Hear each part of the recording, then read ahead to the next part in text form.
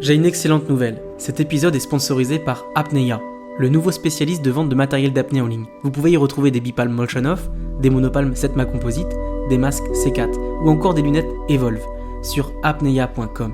Avec le code APNEYA5, vous pouvez acheter ce dont vous avez besoin pour vous immerger avec confort et avec 5% de réduction. Bref, on arrête la publicité ici, mais merci tout de même à Greg, le cofondateur d'apnea.com, de croire en ce podcast et de le sponsoriser. Allez, let's dive!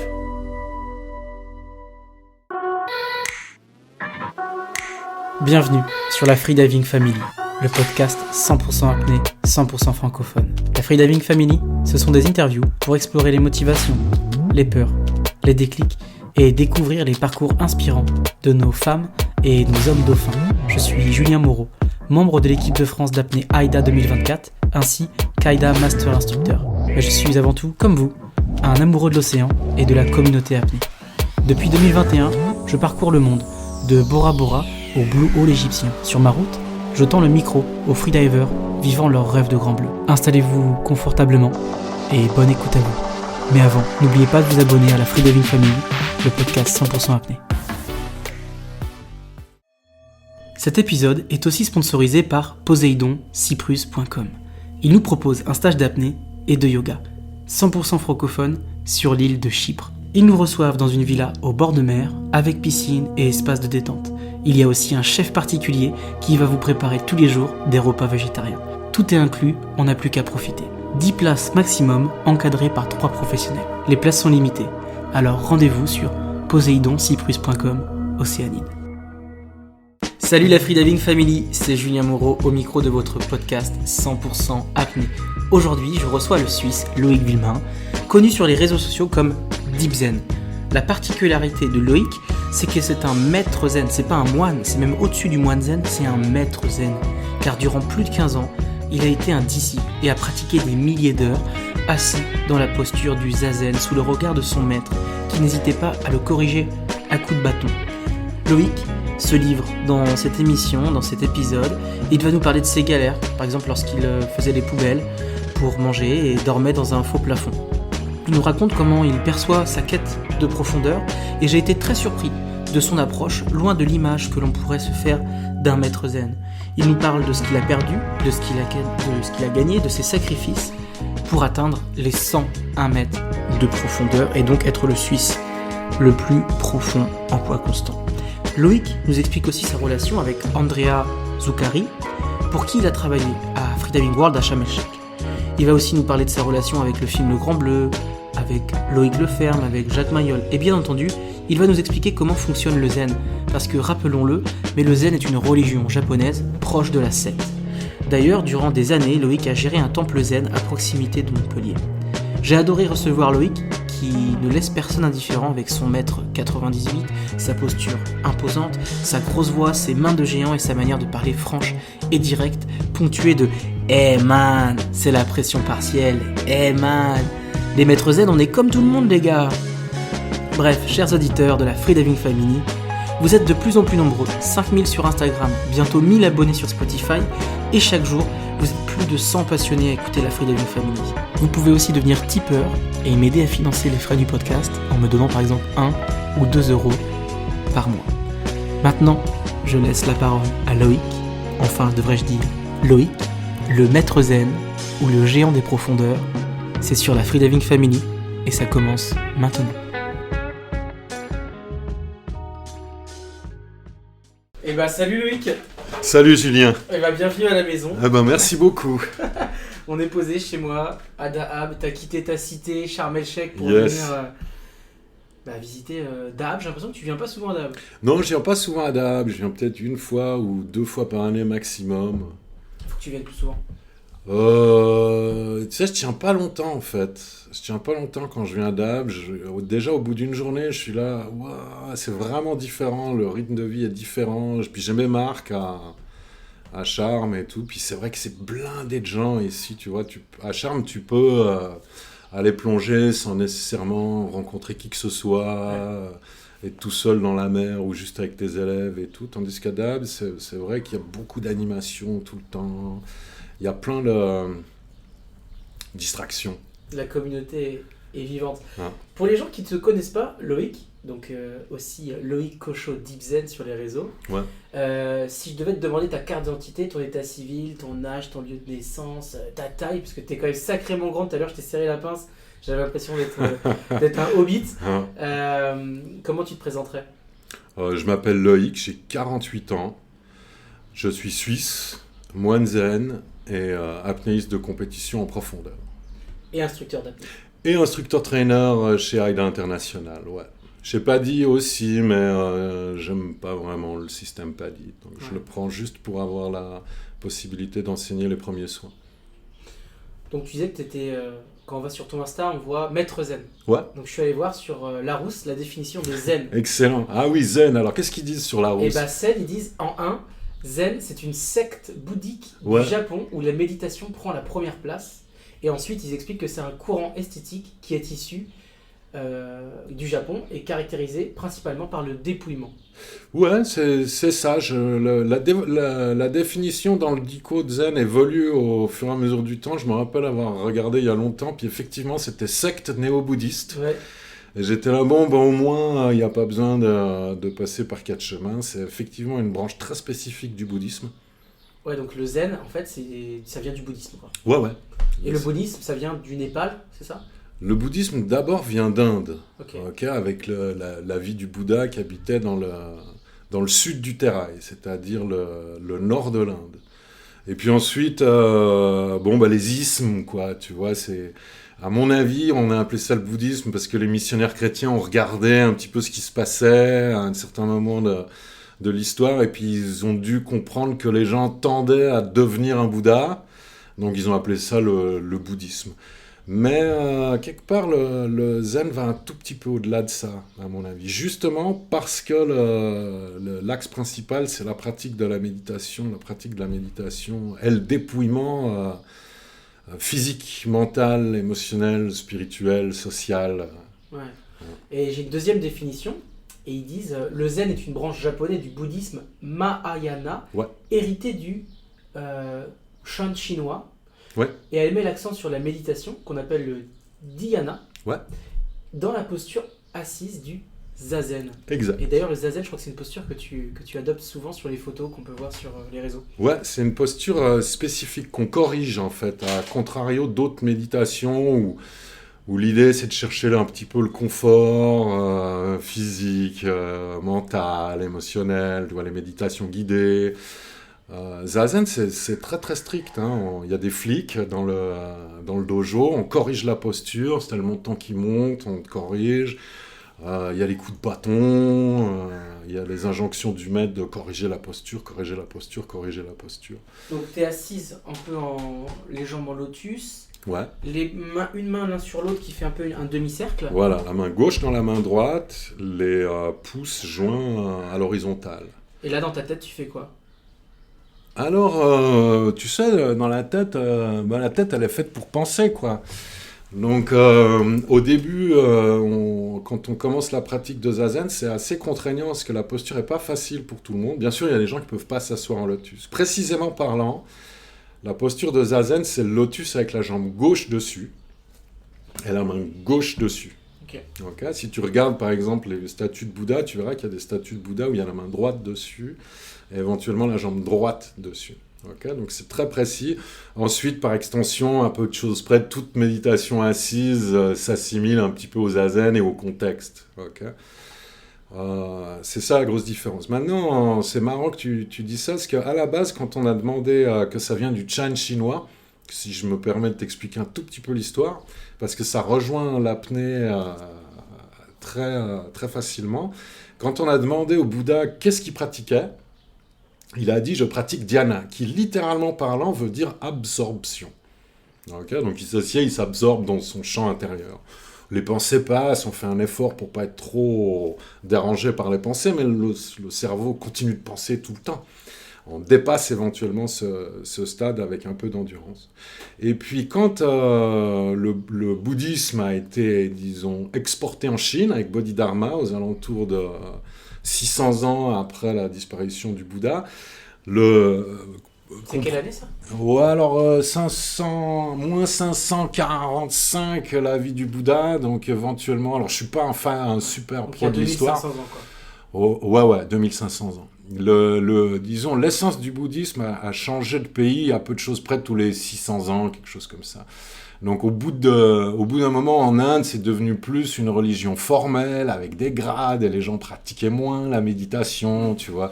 Un petit peu comme le christianisme, quoi. Au début, c'était des gens investis, avec une foi immense, éventuellement qui faisaient des miracles. Et puis aujourd'hui, si tu regardes le christianisme, c'est des bons hommes. Bon, il y a pas mal de fric dans l'église et tout, c'est devenu une église. Donc il y a toujours eu le bouddhisme en tant que tel, et puis il y a eu la transmission des patriarches, de maître à disciple, de maître à disciple, de maître à disciple. Puis quand Bodhidharma est arrivé en Chine, et puis qu'on lui a demandé ce qu'il pratiquait, il a dit dhyana, il était Sri Lankais. Dhyana qui veut dire méditation. Qui veut dire absorption, littéralement. Et par extension, concentration, méditation. Okay. Mais littéralement parlant, ça veut dire absorption. C'est là où ça rejoint l'apnée. Absorption. Voilà. Avec différents degrés, tu vois, d'absorption. Il y a le premier dhyana, le deuxième dhyana, le troisième dhyana. Et le quatrième dhyana, disons la dimension la plus profonde de l'absorption en apnée, qui contient, selon les dires du Bouddha, l'arrêt du souffle. C'est-à-dire on est tellement absorbé à l'intérieur de soi-même qu'on en oublie de respirer. Moi, j'aime bien dire, le premier apnéiste de l'apnée, c'est le Bouddha, tu vois, dans l'histoire. Et puis, comme les Chinois ne savent pas dire vraiment de, dhyana est devenu chana.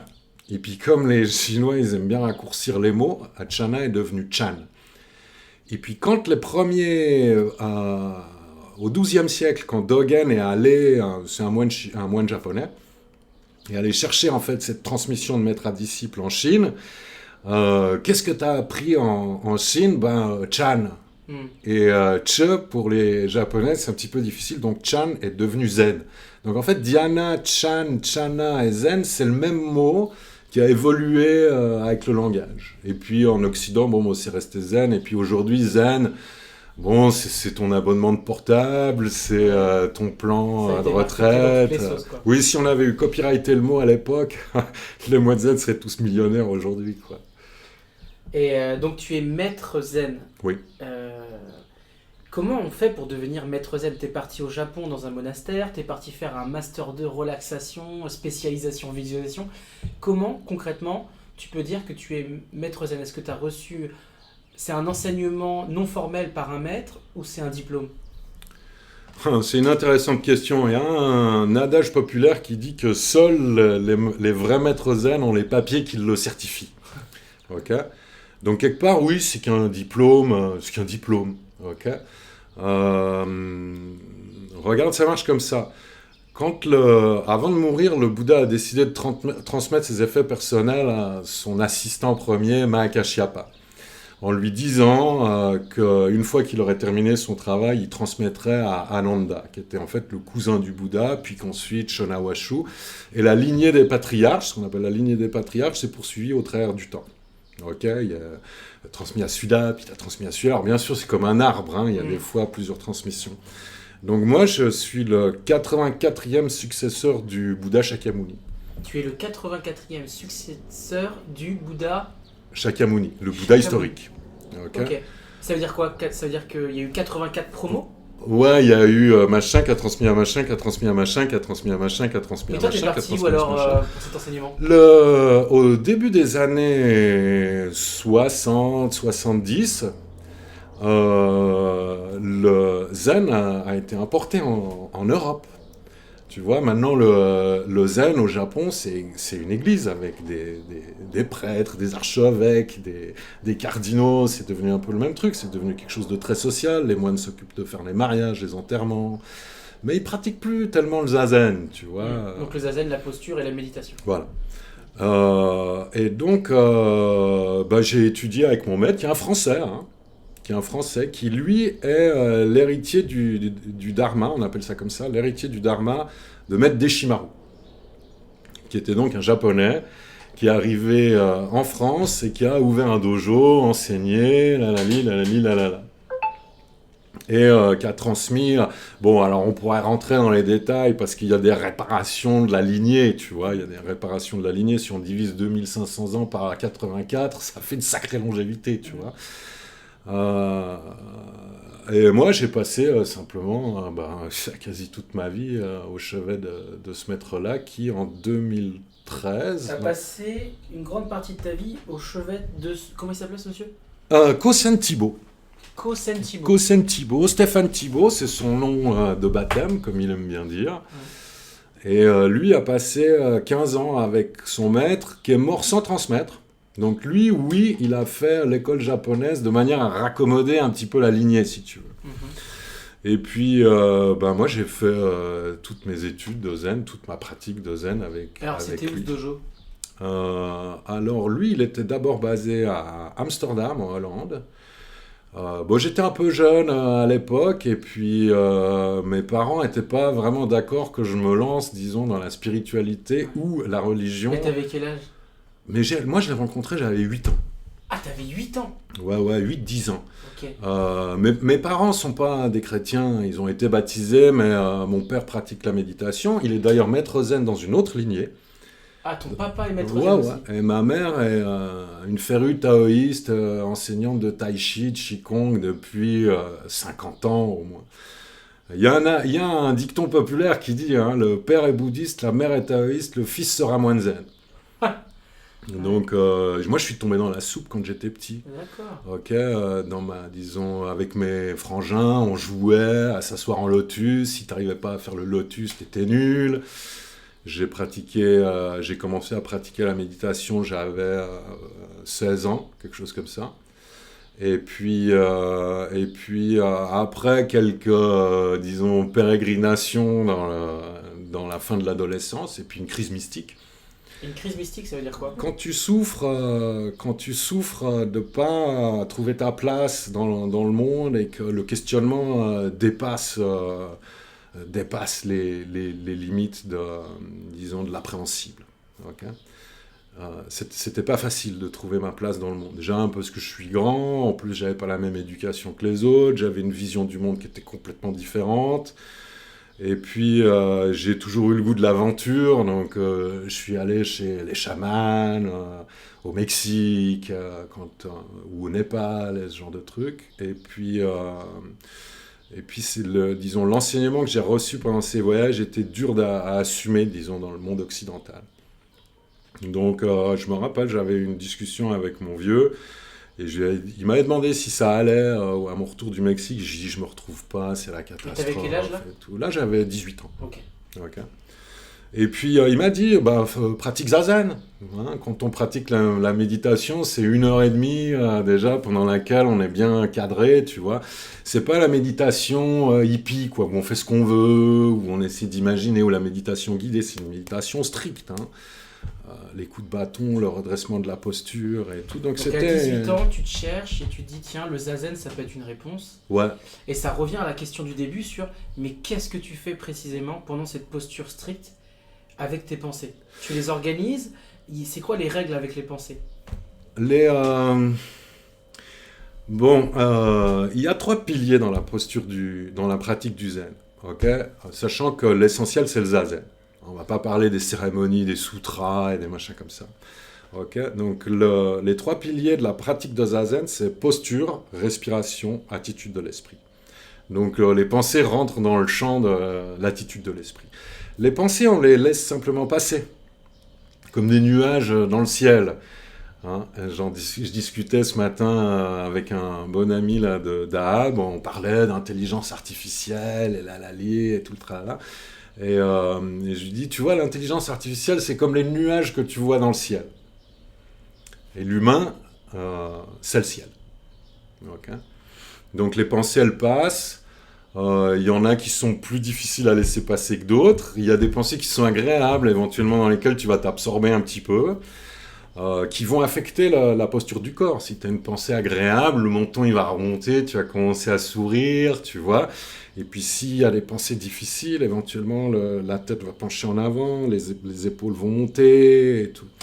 Donc l'essence de la pratique de zazen, c'est corps-esprit en unité. Il n'y a pas de différence entre le corps et l'esprit.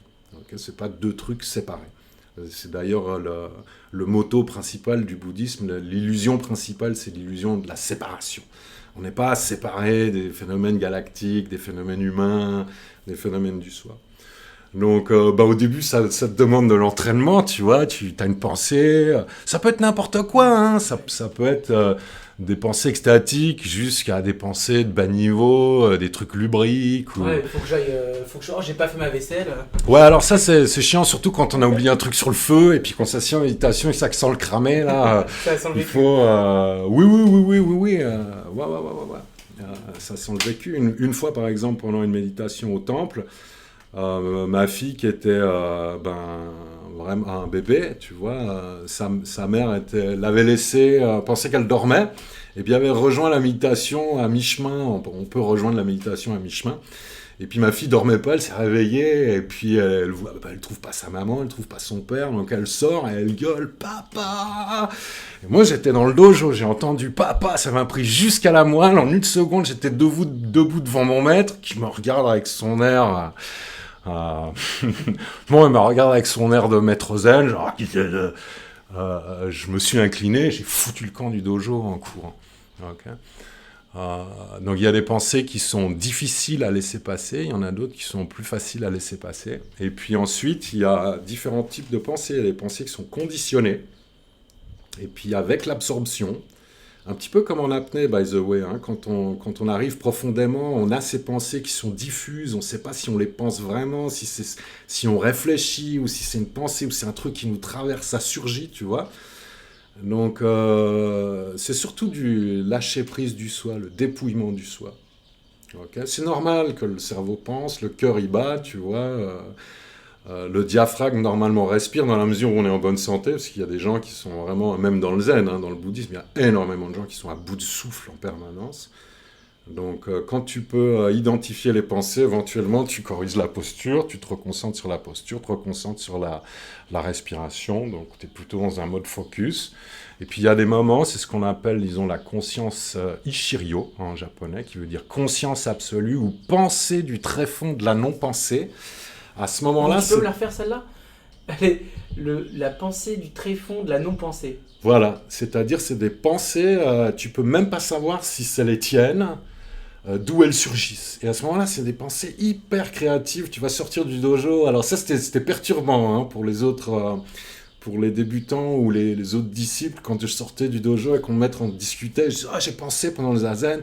Et puis les gens étaient là, quoi, vous pensez pendant le zazen ? Mais oui, mais bien sûr, mais qu'est-ce que vous pensez ? Que c'est une mortification où il faut arrêter de penser et mettre son cerveau en cage ? Non, il y a d'autres religions pour se mettre en cage que la pratique du zazen.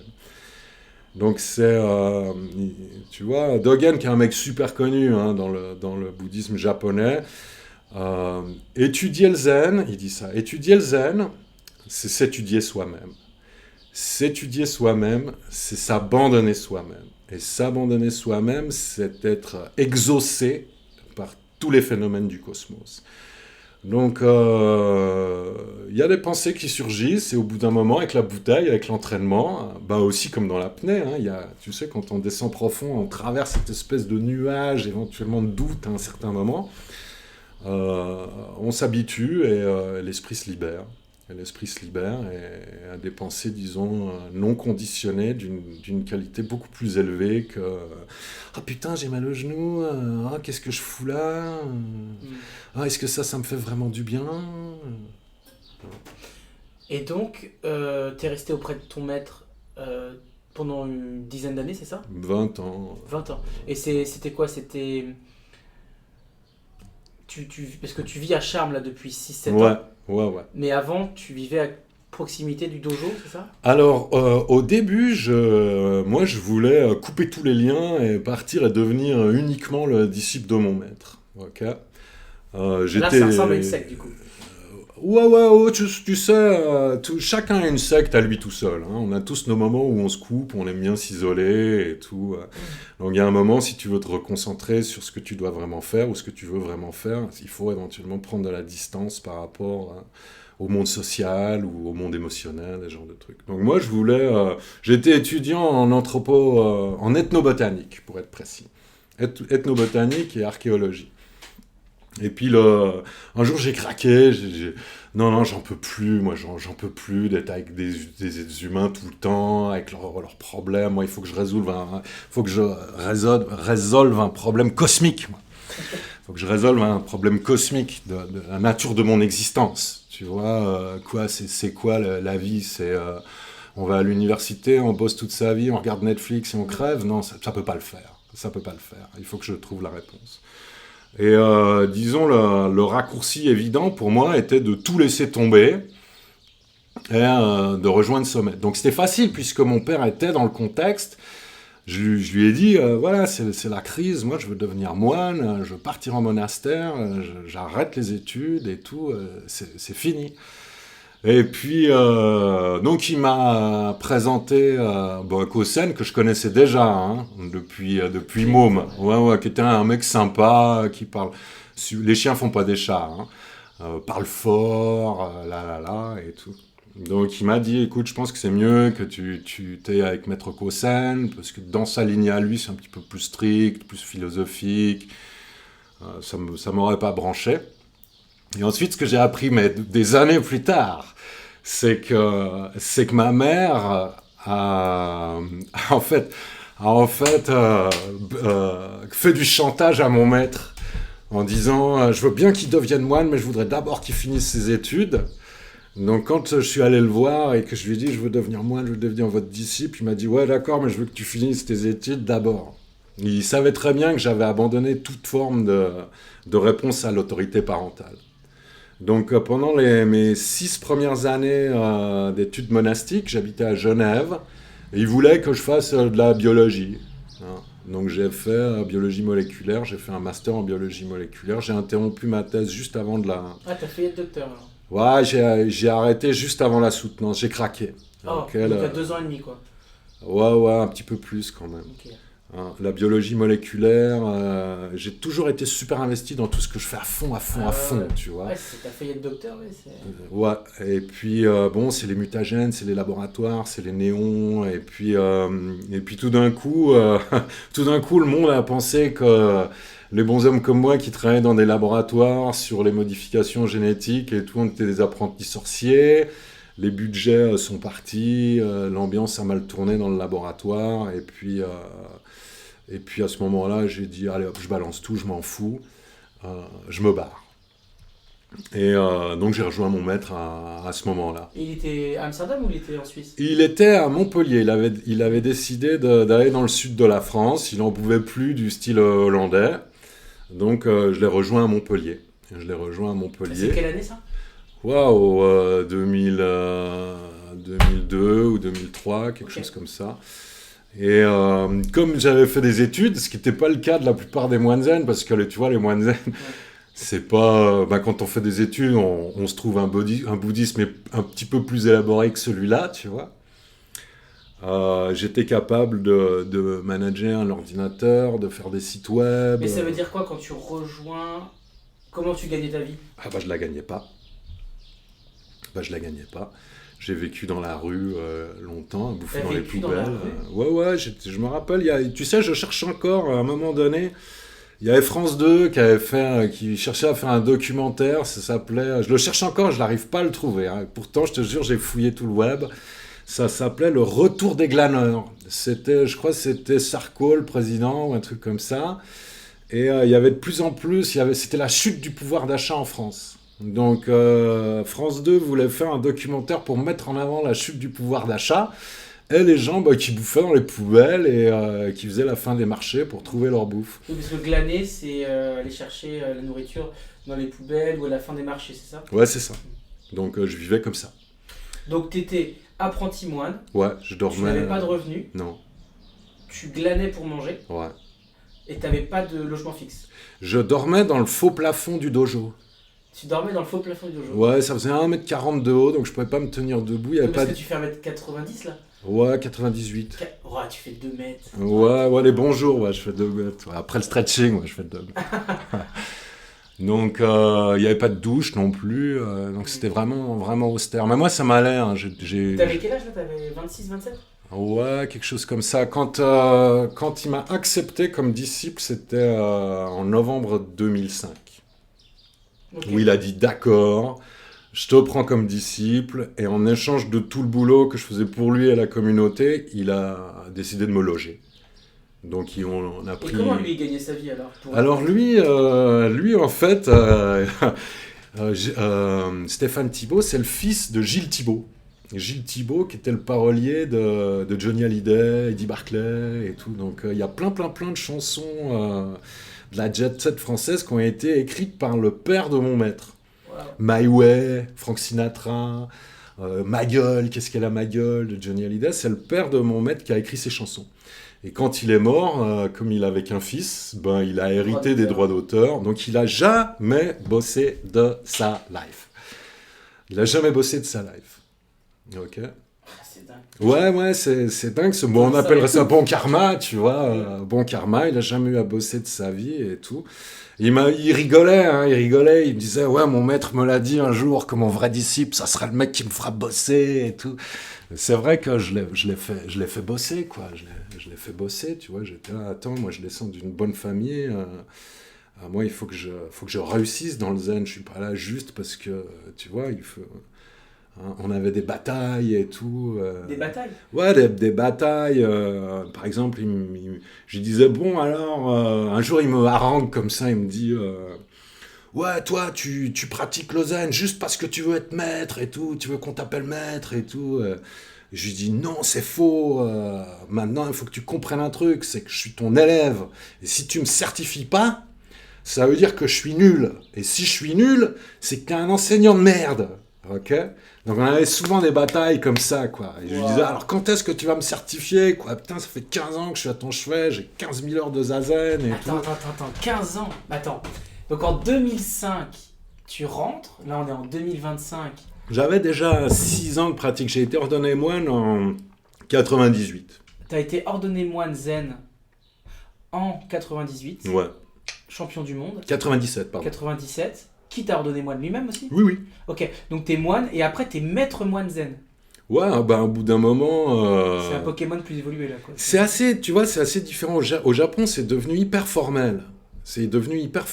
Tu vois, c'est-à-dire, les études zen au Japon, c'est un petit peu comme si tu étudiais la théologie à l'université en Europe. Tu vois, au bout de 4 ans, tu as ton diplôme, on te file une paroisse, on te file une église, et puis voilà, tu vois. Alors qu'en Europe, tout le monde s'en fout. Tout le monde s'en fout, tu vois. Les impôts ecclésiastiques qu'éventuellement tu payes, ils Des payent impôts ecclésiastiques ? Ouais, sur ta déclaration d'impôt, tu as une petite case où tu peux cocher et tu peux payer l'impôt ecclésiastique pour faire vivre les prêtres chrétiens, Ok. tu vois. Hein, ou éventuellement construire des mosquées, j'en sais rien comment ça marche exactement en France. Mais le bouddhisme français, et qui plus est le zen, c'est absolument pas reconnu comme une religion d'État ni quoi que ce soit. Donc il n'y a pas d'avenir professionnel. Tandis Putain, mais qu'au c'est Japon, dingue, au bout mais- de 4 ans d'études, eh ben, on te donne ton petit diplôme, là, on te file un temple en campagne, si t'as du bol, on te le file à Hokkaido, tu peux ouvrir ton école d'apnée juste à côté, tu vois. Ça fait partie de mes rêves, hein. Je me dis souvent, je vais appeler le clergé japonais, je vais leur dire, filez-moi voir un temple à Hokkaido et tout, pour avoir le Fukaizenji, tu vois, le temple du zen profond. Oui, ça serait super, financé par l'État et tout, machin. Mais c'est pas Parce le que cas. là-bas au Japon, le zen, c'est une religion. Ouais. C'est une religion, ce qui n'est pas le cas en Occident. Donc ici en Occident, ben le maître il te cuit, il te recuit, il te recuit, il te recuit, puis s'il trouve qu'un jour ben, tu as le niveau ou qu'il en a le besoin, qu'il a besoin d'un assistant certifié, parce que forcément quand tu as ce qu'on appelle le shio, c'est-à-dire la transmission du dharma, les gens te regardent un petit peu différemment, tu vois. Puis moi, j'ai quand même passé 15 ans, on était cul et chemise avec mon maître, je connais tous ses petits secrets et tout, machin. Donc, à un moment donné, il voulait que je dirige les retraites, j'ai construit le temple, je me suis occupé du temple, et puis après plusieurs années, il a aussi compris que je commençais à en avoir marre, et que je menaçais de me barrer, quoi. J'étais là, bon, ben À voilà. Montpellier toujours. Alors, ouais, à une centaine de kilomètres de Montpellier, on a bâti un temple, dans les contreforts des Cévennes, dans le parc régional du Haut-Languedoc, un endroit magnifique, 60 hectares de terrain, 2 rivières, de la place pour plus de 100 personnes. Et le propriétaire, du coup, c'était ton maître c'était l'association. Parce qu'il faut quand même avoir une forme légale et tout, tu vois. Il n'a pas payé ça de sa poche. Ouais. Donc, on a fait un emprunt à la banque sur 15 ans avec un business plan. Les moines ne sont pas étrangers au business ni au marketing. Hein. On a fait un business plan pour avoir un emprunt. On a emprunté un demi-million. Et puis, on s'est lancé dans la... On a acheté une ancienne colonie de vacances des pupilles de l'établissement public. Tu vois, les colos dans la montagne. Et puis moi, j'ai passé 9 ans à transformer ça en temple zen et à obtenir l'agrément d'accueil du public. Donc j'avais en plus les flics, les pompiers, le maire et tout. J'ai jamais autant été intégré dans la vie sociale que quand je suis devenu gardien de temple. J'avais un boulot, j'étais en CDI. Ouais, donc là après tu avais un travail. Ouais. T'es resté combien de temps sans... un peu à glaner, et à être pauvre et à galérer financièrement? Bon, je galère encore financièrement au jour d'aujourd'hui. On est instructeur, on galère. Voilà. Hein, je veux dire, bon, c'est pas en étant prof d'apnée qu'on va devenir riche. Ok, ça, si vous nous écoutez et que l'idée c'est de devenir instructeur pour gagner de la thune, votre instructeur devrait vous mettre au courant. Ok, c'est une très, très haute qualité de vie. Mais il y a beaucoup de concessions à faire. Donc j'ai vécu dans la rue, dans le faux plafond du dojo, à peu de choses près pendant une année, un petit peu plus d'une année. Un petit peu plus d'une année. Et puis j'ai commencé à avoir du fric quand on a pris le temple. Je savais très bien que dans la communauté, personne n'avait les capacités de transformer ce truc en temple. Okay, moi, je mesure quasi 2 mètres, je suis une force de la nature, donc je pouvais faire... Et puis, je suis bricoleur, tu vois, j'ai refait tout le gaz, toute l'électricité, système d'alarme et tout, machin. Donc mon maître m'a dit, écoute, si tu prends en charge le temple, l'argent du loyer de ton appart, là, je te le donne en cash. Ok, donc comme j'étais juste nouveau papa, j'avais besoin de thunes. Donc... T'as une petite fille, c'est ça? Ouais. Les moines sont mariés, hein, c'est pas obligatoire, mais... t'es moine, je réalise pas en fait. Donc t'es moine de la religion zen. Ouais. Et t'as pratiqué pendant... tu pratiques toujours? Oui, mais je suis plus... maintenant, je suis en pérégrination, on dirait. Je suis plus dans la communauté, le temple est managé par un board d'anciens moines. Et puis quand mon maître a pris un petit peu de distance, parce qu'il est vieux et fatigué... Il a quel âge là? Maintenant, il doit avoir... il doit gentiment arriver vers les 80 patates. Mais lui aussi, il a commencé à 18 ans, tu vois. Donc lui, il a vraiment passé toute sa vie que dans le zen. Hein. Il n'a rien fait d'autre que ça. Il fait un petit peu de muse à droite à gauche, mais pas comme s'il avait sorti un album. Quand le maître s'en va et que tu dois faire face, disons, à la démocratie d'un board d'anciens où tout le monde sont des gens qui ont 20 ans de plus que toi, il a commencé à avoir des dissonances. J'avais la transmission du dharma, donc c'était un peu difficile de faire comprendre que l'autorité, c'était moi, surtout que je suis un mec coulant, tu vois. Donc à un moment donné, je me suis barré. En 2017, j'ai quitté le temple. 2017, ouais. Première compétition à Sharm el-Sheikh, tu fais 45 mètres en immersion libre, t'enchaînes sur 50 mètres en immersion libre et tu fais 4 minutes 30. Ouais, exact. Wow. Et puis quelques années après, 2024, Sharm el-Sheikh, toujours notre nouvelle maison, tu fais 101 mètres en poids constant. Ouais, alors il y a eu un événement entre les deux. À un moment donné, Aïda a sorti le Constant Weight by Fins. Oui. Et il n'y avait pas de records nationaux, oui. Tu vois. Et aujourd'hui, tu en as 24. Ouais. 24 records nationaux suisses Aïda. Aïda, ouais. J'ai jamais fait la compète chez CIMAS. Ouais. Confédération mondiale des activités subaquatiques. Ouais. Quand ils ont ouvert la catégorie by fins, là, je me suis dit, là, la porte s'ouvre, tu vois. Il n'y a pas de records nationaux. Bang, j'y vais, tu vois. Parce que l'idée, c'était une décision consciente de faire de la compète parce qu'il fallait que je fasse tourner un ménage avec ma femme qui n'avait pas de job non plus, qui est aussi dans le domaine de la spiritualité. Donc, il fallait bien que quelqu'un ramène de la thune à la maison. J'habitais en France, on m'a expliqué l'affaire du BPGEPS. Ouais. Et puis en Égypte, quand je suis arrivé en Égypte, je me suis dit, tout le monde va être attiré naturellement vers mes cours, puisque je suis moine zen, à mon Aïda 4, la plupart des mecs dans, disons, ma classe, les gars, ils pensaient que je pouvais arrêter mon cœur, tu vois. Et c'était, t'es moine bouddhiste, à part, tu vois, ils pensaient que j'étais un putain d'Avengers ou un truc comme ça, quoi. Que j'avais des pouvoirs magiques, quoi. Non, j'avais juste une détermination à le faire, quoi. Et quand, à un moment donné, j'ai dit à ma femme, personne viendra, enfin mon ex-femme, hein, parce que quand on commence à plonger à 100 mètres, les choses se gâtent dans le ménage, j'ai dit, il faut que je me mette à la compète, sérieusement. Si je fais pas de records nationaux, les gens viendront pas à mes cours, et on va galérer tout le temps. Donc je me rappelle, j'avais annoncé 60 mètres, en bipalme, en me disant, ça va faire le record national. 2017 c'était, je crois, tout début 2018. Ok. Et puis, Mais là, ici à Dahab. Tu étais entre la France et. Entre Non, la Suisse et ici. Non, je suis resté un moment, 6 mois là, à Dahab pour m'entraîner. Et puis, il y avait eu Ocean Blue, tu vois, c'était les Catherine, les Crossland qui organisaient les petites. Qui vivent en face, là. Ouais. Brian et Catherine Crossland. Donc, tu vois, qui m'ont vu faire mes premiers pas et tout. Et tout d'un coup, on me dit, en fait, il faut au moins faire 75% du record en poids constant, donc il faut que tu fasses minimum 62 mètres. J'appelle Catherine, tu vois, limite si je me prosterne, est-ce que je peux changer mon annonce? Il faut que je fasse 62 pour le record national. Et j'explose le truc, les doigts dans le nez, 20 secondes d'avance sur mon dive time. Et là, j'ai vendu mon record. Et ça, c'est un truc que tous les apnéistes doivent comprendre. Personne ne s'intéressera à vos records si vous ne les vendez pas.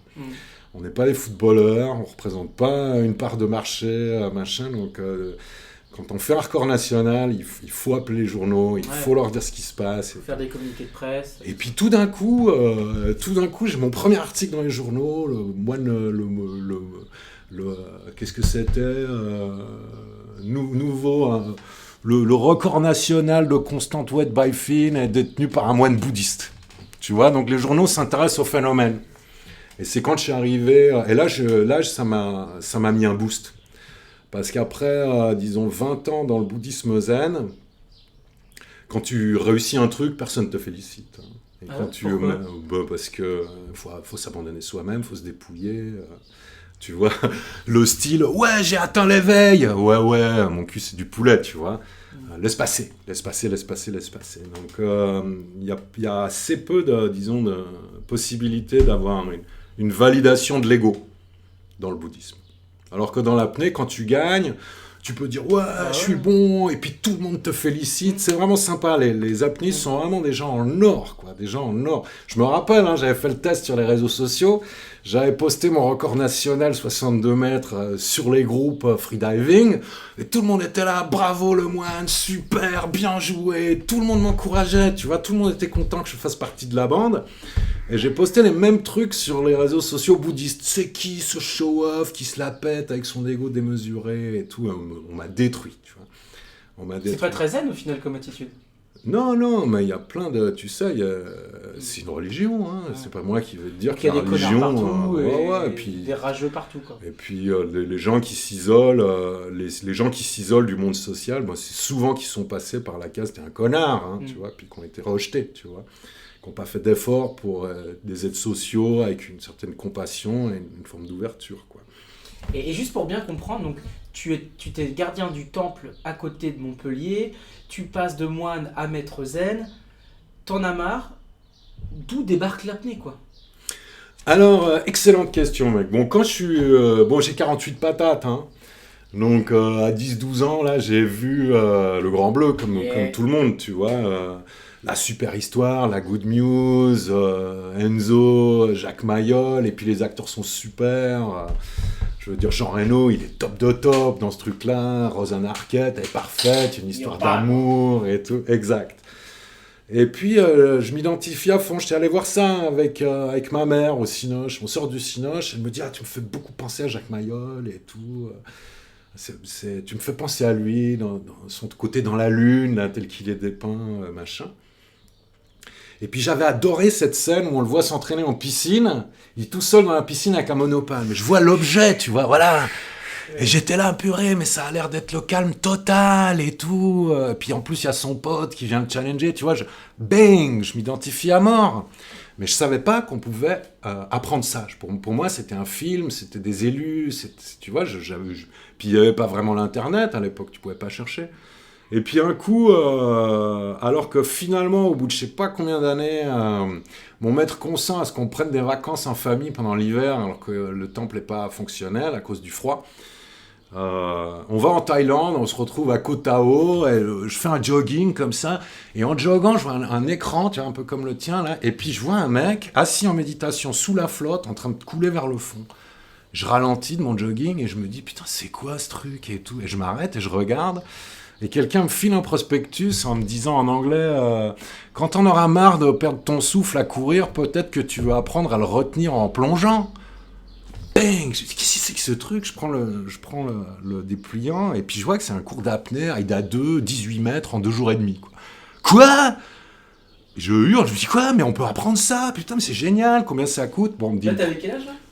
Ouais, je sais pas, 35 ans. Ah ouais, t'as découvert qu'on pouvait apprendre l'apnée à 35 ans. Ouais, un petit peu avant, je me rappelle plus, j'ai pas gardé track de tout le truc, tu vois. J'ai fait mon AIDA 2 en 2014, donc on était en 2013.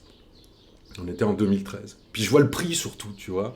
350 balles pour 2 jours et demi. Je veux dire, j'ai un budget de moine, j'ai bouffé dans les poubelles. Ouais. 350 balles, t'imagines pas combien de temps un moine il peut vivre avec 350 balles, hein. Surtout dans un temple, nourri, logé, blanchi, quoi. Donc je le fais pas, mais je rentre et je dis à ma meuf, à ma femme, je dis, ouais, regarde ça, en fait, on peut apprendre le truc et tout. Parce que moi, j'avais flashé sur la monopale, mais j'en avais une, tu vois. J'avais parlé avec un pote, j'avais parlé, ouais, tu vois, moi, le truc dont je rêve, le souhait matériel que j'ai, c'est d'avoir un monopale comme dans le film. Il me dit, mais ça existe, il m'en montre une. Putain, t'as acheté ça où? C'était une monopale Breyer en fibre de carbone, en fibre de verre. Wow, génial et tout, machin. Donc je me trouve un petit job, les gens veulent me payer. Je dis non, je veux une monofilm, moi, je veux pas d'argent, je veux la monopale. Et donc j'ai passé, je sais pas combien d'années, avec ma monopale pendue dans ma chambre en me disant un jour je ferai comme Jacques Mayol et tout. Ah tu ouais. vois, ouais, c'était mon rêve qui a perduré, mais qui a perduré même toutes ces années de monastère et tout. Génial, Hein. Bon, j'ai appris à la raconter, mon histoire aussi, hein, tu vois. Et puis l'année d'après, rebelote, on peut repartir en vacances. Et ce coup-là, alors je contacte un mec au Mexique, Julien Borde. Julien, si tu nous écoutes, Julien, ben, c'est mon maître racine de l'apnée, tu vois. Je le contacte, bonjour, je suis maître zen, je veux faire de l'apnée. Le gars, il me voit débarquer, il a flippé. Un des premiers trucs qu'il m'a dit, j'ai jamais enseigné l'apnée à un maître zen. J'ai dit, t'inquiète, je suis comme tout le monde, voire pire. Hein, j'ai fait 1 minute 48 de statique à mon AIDA 2, tous les autres ont fait 3 minutes. Et là, je me suis dit, putain, pour un moine zen, pour un maître zen, t'es la grosse honte, tu vois. Les autres, ils sont hyper sympas, ils sont en pleine forme, ils enlèvent leur combi, ils ont des plaques d'abdos, tu vois. Quand j'avais vu, je me rappelle sous l'eau, mon buddy avec son masque, j'avais l'impression de voir The Owl dans les Watchmen, tu vois, j'étais là, putain, en fait, ces mecs, c'est des super-héros et tout. J'étais hyper branché, j'ai chopé le virus direct, tu vois. Et ça, c'est 2014. Et puis, bon, je te passe les détails, je rentre au temple, comment c'était le voyage? Mec, j'ai découvert l'apnée, les gars sont géniaux, ils retiennent leur sous 5 minutes. T'imagines même pas, moi, mon premier dive, je me suis pété les sinus, je pissais du sang et tout. Les autres gars, ils étaient 10 fois plus zen que moi. On peut pas laisser passer ça. Ils connaissent la respiration sur le bout du doigt, ils connaissent le self-control sur le bout des doigts. On est des jokes en comparaison de ces mecs-là.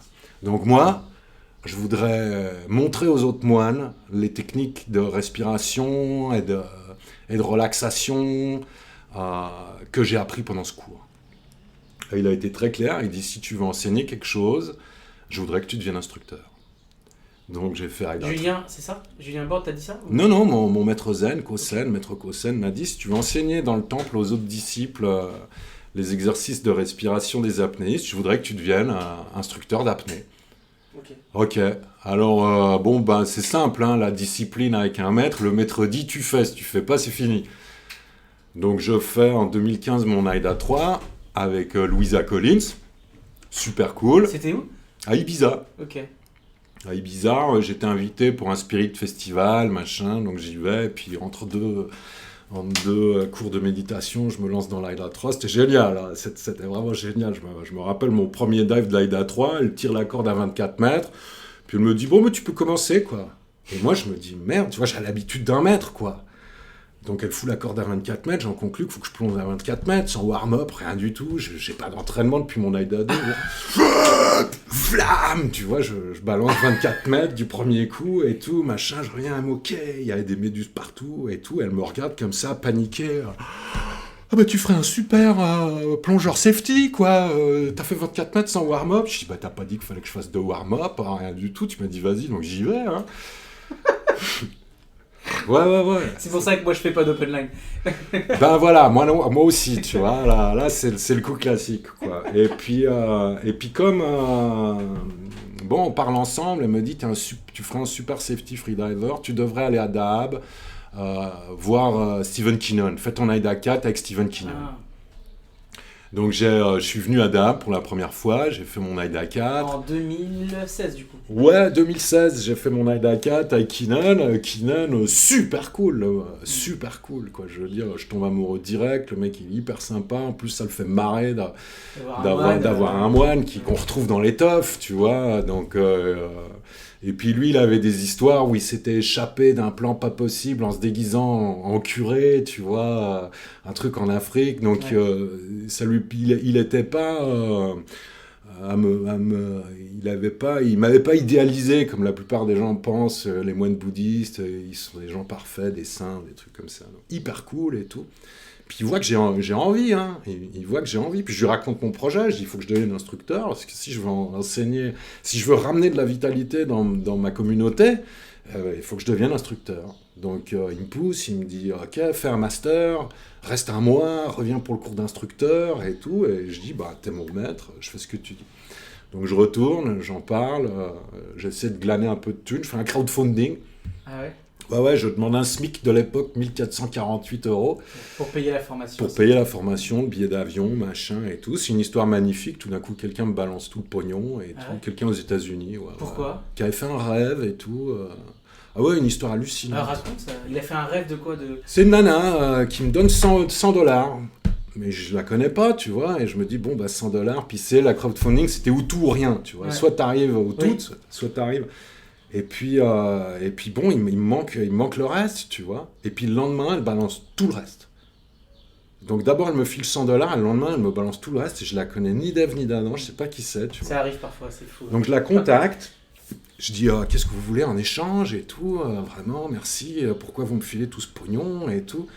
Et la nana, elle me dit, je veux bien vous raconter, mais vous me laissez en dehors de tout ça. Et je dis, ok. Et elle me dit, j'ai fait un rêve où j'étais dans un tipi avec des Indiens d'Amérique qui parlaient une langue que je comprenais pas, qui me regardaient, qui discutaient entre eux jusqu'à ce qu'il y en ait un qui se lève et qui vienne vers moi et me dise dans un anglais approximatif qu'elle devait trouver le moine qui plonge et l'aider. Et donc elle a googlé, elle m'a trouvé, elle m'a balancé le pognon pour que je devienne instructeur. Ouais. C'est énorme. Alors oui, c'est énorme, mais j'ai l'habitude de ce genre d'histoire. Je vis ma vie comme ça. Ok. Et donc, j'ai fait mon brevet d'instructeur avec Keenan. Mais c'est génial. Ouais. Donc Stephen Keenan, on le rappelle, qui a créé Dahab Freediver. Oui, avec Pascal et Miguel. Avec Pascal Berger et Miguel Lozano. Et Miguel Lozano. Ouais. C'était, le Dahab, quand il y avait Keenan, les trois. Bon, Lily, c'était une copine à Pascal, elle est venue un petit peu après. Mais quand c'était le triumviral à Keenan, Berger et puis Lozano, c'était le Dahab Freediver, c'était le hub de Dahab, tu vois. C'était la boîte d'apnée, mais c'était aussi la disco, c'était là où tu venais faire la teuf et tout. C'était génial. Et à l'époque, le mois de loyer, c'était 80 balles, tu vois. C'était pas le Ibiza du Sinaï comme aujourd'hui, où c'est devenu super hype, quoi. C'était vraiment un petit patelin et tout. Il y avait 2 taxis pour t'emmener au Blue Hole. Et Steven Steven manageait il y avait Freedive Dahab et Dahab Freedive, c'est à peu près tout. Puis 2 ou 3 petits satellites. C'était les débuts les débuts de 2017 du coup. 2016. Ouais, 2017, janvier 2017, j'ai fait le diplôme d'instructeur, le brevet d'instructeur. Donc à Dahab, et puis l'année d'après, tu pars à Charmes faire ta première Ouais, compète. Dahab Freediver voulait pas me prendre comme instructeur parce que j'étais gros, tu vois, j'avais pas de tatou, si j'enlevais mon t-shirt, je lookais pas comme un freediver, tu vois, puis en plus je témoigne et tout, tu vois, ça faisait un peu chier, quoi. Ouais. Alors que moi, c'était mon rêve, je bossais pour Dahab Freediver et tout, machin. Donc au bout d'un moment, j'ai compris qu'il fallait que je fasse mon truc moi-même et que ça se ferait pas sans faire péter des records. Et c'était Pascal qui avait les records, c'était Pascal de Dahab Freediver. Pascal Berger, ouais. qui a créé Octopus, c'est ça? Ouais. Ok. Du coup, Loïc, ça serait quoi l'inverse du zen? Le zen. Le zen? Ouais, tu vois, ce truc, le mot zen que les gens utilisent à tout va. Ouais. Oui, c'est bon pour toi, tu verras, ça va te faire du bien, ça va te calmer. Aujourd'hui, je vois les pubs Instagram, ça commence à venir. La méditation ne résoudra pas vos problèmes, il faut que vous fassiez une détox du nerf vagal, tu vois. Donc maintenant, en 2025, les gens ont compris que la méditation, c'était pas un palliatif aux problèmes de vie. Okay, c'est un plus, c'est un truc en option. Si tu veux arriver à un résultat, moi j'ai pris la longue voie, tu vois, ça m'a mis 20 ans pour devenir maître zen, c'est l'affaire d'une vie, quoi. Donc le contraire du zen, c'est aussi le zen, mais ce zen que les gens idéalisent en pensant que le moine zen il est toujours calme, si tu le verras jamais à une teuf, il est pas marié, il a pas d'enfant, il prend pas le bus, tu vois. J'aime bien raconter une blague, tu vois, comment ça se fait, monsieur le Dalai Lama, que vous vous énervez pas si quelqu'un vous bouscule dans le bus et tout, c'est bien simple, je prends pas le bus.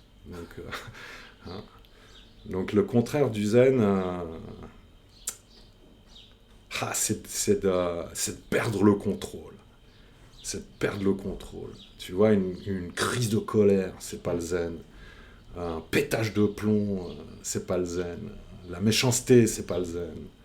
La fermeture d'esprit, c'est pas le zen. Et pourtant, il y a énormément du zen qui est construit là-dessus. Il y a énormément. C'est pour ça que c'est une secte. C'est un truc bien fermé et tout. Et le jour où tu vas dans un temple zen, tu vas te dire wow, ok. Il n'y a pas franchement de jolies filles. Les gens sont vieux, assez gris. Ils ont des difficultés de vie qu'ils essayent de mettre sous le tapis qu'on appelle le zen. Donc maintenant, si on se rappelle que zen vient de Chana qui vient de Dhyana et que c'est de l'absorption, le contraire du zen, c'est le snorkeling sans tuba, tu vois. Je veux dire, je me marre moi, en disant ça, tu vois. Je dis, tu vois bon, alors que les auditeurs ne me prennent pas pour un raciste religieux, mais je dis, ouais, tu sais ce que c'est le christianisme, c'est du snorkeling, mais t'as tellement peur de ce qui se passe sous la surface, tu vois, dans les profondeurs des abysses, que tu fermes les yeux. Donc c'est du snorkeling les yeux fermés. Le bouddhisme, c'est du snorkeling les yeux ouverts. Tu regardes un petit peu la profondeur et tu t'extasies de la beauté, de tout ça, mais tu plonges pas. Et le zen, c'est comme l'apnée, c'est le moment où tu rentres dans le 4e dhyana, le souffle est suspendu, et tu plonges aussi bien dans la mer, le lac ou une piscine, éventuellement, qu'à l'intérieur de toi-même. Et ça, un petit peu à la vie, à la mort. Okay. Donc le contraire du zen, il y en a pas. C'est pas un truc qui est duel, tu vois. L'idée dans le zen, c'est d'aller au-delà de la dualité. Donc c'est un truc qui n'a pas de... Le dépouillement, après il y a le terme dépouillement. Ouais. C'est quoi l'inverse du dépouillement ? C'est l'accumulation peut-être ? Ouais, tu sais, moi j'ai fait votre vœu de pauvreté. Quand au début tu deviens moine, tu as plein d'idéaux, tu te dis il faut que je me débarrasse du matériel. Bon, 20-30 ans après, tu te dis si j'étais vraiment bon. Moi, mon vœu de pauvreté, j'étais bon. J'ai vécu dans la rue, bouffé dans les poubelles et tout. Machin, et je te l'ai dit, je suis même passé à la télé. La première fois que je suis passé à la télé de mon âge adulte, parce que chaque fois que je fais une connerie, je passe à la télé.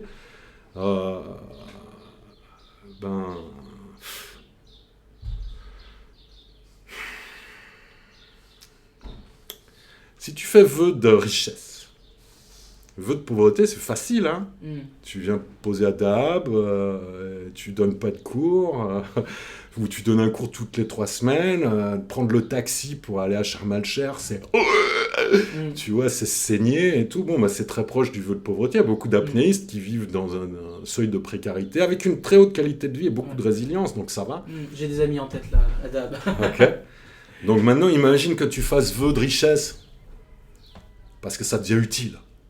Il a quand même fallu qu'on en prenne 1,5 million à la banque pour fabriquer notre temple. Maintenant, c'est pas avec les 200 balles que je demande pour un Aïda 2. J'ai plus de temple maintenant, tu vois. J'ai pas de dojo. Ma robe de moine, c'est la même depuis 25 ans. Elle est trouée, raccommodée de partout. Donc, je suis maître zen, mais quand on me voit, on dirait le moine zen qui a vécu dans la forêt, tu vois. Il y a eu des fois, j'avais même pas de thunes pour m'acheter des rasoirs. Donc je vais même dire que le consumériste, c'est même pas l'opposé du zen. À mon avis, je pense que c'est un petit peu illusoire de vouloir chercher un contraire au zen. Maintenant, il y a des attitudes qui vont à contrario des préceptes. Ne pas tuer, ne pas voler, ne pas mentir, ne pas avoir de mauvaise sexualité, ne pas critiquer, ne pas rabaisser les autres, pas être dogmatique, ce genre de trucs. C'est quoi avoir une mauvaise sexualité en zen ? Oh, c'est une bonne question, c'est la sexualité sans respect. Ok.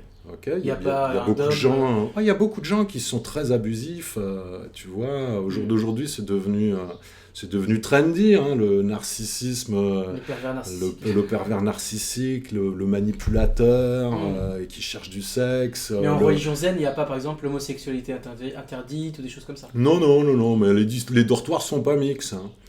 Hein. Et traditionnellement, le responsable de temple est marié, de manière à être sûr que son attitude sexuelle soit sous bonne garde. Okay. Tu vois. Il y a des femmes dans ton temple ? Oui, c'est un temple mixte, il y a des nonnes, ouais, bien sûr. Bon, c'est passionnant tout ça. Qu'est-ce que le fait d'être maître zen t'a apporté pour atteindre tes 101 mètres ? La détermination, man. La détermination. Quand tu pratiques zazen dans un dojo, t'as pas la montre et puis tu dis bon là mais j'en ai marre, je m'arrête, tu vois. Surtout moi, je suis juste devant le maître, tu vois. Le maître il me voit avec la goutte de sueur, là, disant tu vas mordre la langue parce que j'ai hyper mal au genou et tout, puis je suis là, faut tenir. Tu vois, t'imaginer, putain, si je décroise les jambes, le cosmos va exploser, tu vois, des trucs comme ça. Donc t'as une détermination de taré. Le statique, l'apnée statique, quand on peut plus, tu lèves la tête, éventuellement même tu black out dans l'eau, dans l'apnée de profondeur, à 20 mètres sous la flotte, la surface n'est pas là. Hein. Il faut y arriver. Donc la détermination, c'est ce que tu gardes. La détermination et le lâcher prise sur les pensées, c'est-à-dire de ne pas m'identifier à la forme de mes pensées ou à l'objet de mes pensées. Ah, je vais crever. Okay. Au début, je me rappelle, les gars me disaient « Toi, le moine, comment tu fais pour plonger ?» et tout. Alors, je leur racontais une histoire zen et tout, la voie du sabre. Je leur disais « Écoute, c'est simple. Tu retiens ta respiration, tu plonges à la verticale, tu pinces ton nez, tu fous de la pression contre tes doigts. Et à un moment donné, tu sentiras le froid sur le sommet de ta tête.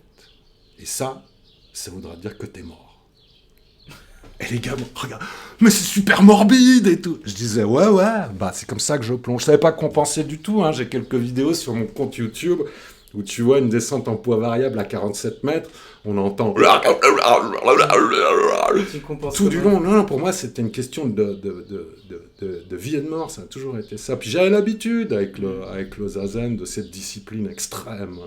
Donc t'as forcé pour aller en certaines profondeurs. T'as pas toujours été en délicatesse et... Ah ouais. Quand j'ai fait les 100 mètres, puis même quand j'ai fait les 101 mètres, à 93 mètres, j'étais vide.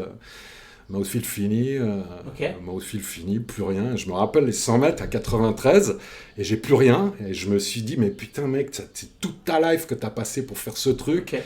Si tu turn maintenant, tu vas pas le refaire demain. La prochaine fenêtre pour réussir ces 100 mètres, elle est peut-être dans 3 ans. Tu vois, comme quand tu foires l'Everest. Ouais. Tu dois descendre de l'Everest au camp de base numéro je sais pas combien, parce qu'il y a du mauvais temps, ça t'a coûté 25 000 balles, tu vois. Donc j'ai laissé glisser les 7 derniers mètres en Sans me disant compenser. sans rien. Et là j'étais plus un sac de peau. Et tes tympans, Ils ont tenu le coup. ils ont tenu. Ouf. T'es un forceur en fait, t'es un... Sur ce coup-là, ouais. Voilà, vache. Sur ce coup-là, ouais. Le maître zen qui est pas si zen que ça. Mais je veux dire, les Japonais ont inventé le zen, ils ont inventé le samouraï, ils ont inventé les kamikazes, tu vois. Ouais, Tout ça, c'est un truc à teinter le zen, bien entendu. Tu vois, les Japonais, regarde les plongeurs japonais. C'est pas des rigolos, hein. Ils plongent vachement profond, les filles comme les garçons et tout. Les filles même plus, si ça se trouve, en fait. Loïc, je te propose, maître zen, le jeu des questions rapides. Ok, Tu réponds de manière instinctive. ok, Et puis après, si tu veux t'expliquer pourquoi t'as répondu ça, d'accord. yallah bina. Ok. Sharm el-Sheikh ou Dahab? Sharm el-Sheikh, Suisse ou Égypte? Égypte. Yin ou Yang? Tao, Alors c'est quoi le Tao? c'est les deux. C'est les deux? Yin et Yang ne sont inséparables. Et si tu devais en choisir qu'un? Yin. Yin, et le yin c'est quoi? C'est la douceur, le calme? Oui, c'est plus cool, c'est l'absorption, c'est le silence et tout. Même si je parais très yang quand je discute. Aimer ou être aimé? Oh, aimer, bien sûr. Cerveau ou cœur? Cœur.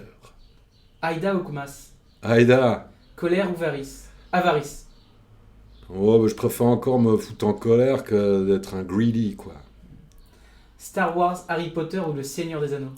Star Wars. Ah, c'est bon ça. Le moine a dit Star Wars, ok? Oui, Star Wars. Loïc Leferme ou Jacques Mayol? Loïc Leferme. Ah ouais, ok.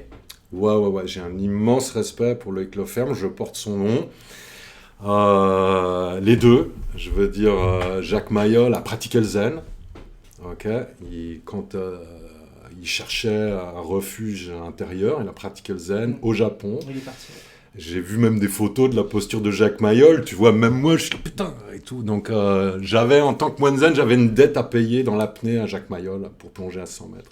Mais Loïc Leferme, j'ai vu l'impact qu'il avait eu sur les gens de Nice. Tu vois, à un moment donné, je voulais m'entraîner avant les championnats, c'était je sais plus où. Là. Ça devait être les championnats de Corse, je sais plus trop où. Quelle année? L'année dernière. Ok, tu voulais aller aussi pas? Ouais, j'étais déjà allé parce que j'avais fait les championnats du monde à Nice en 2019.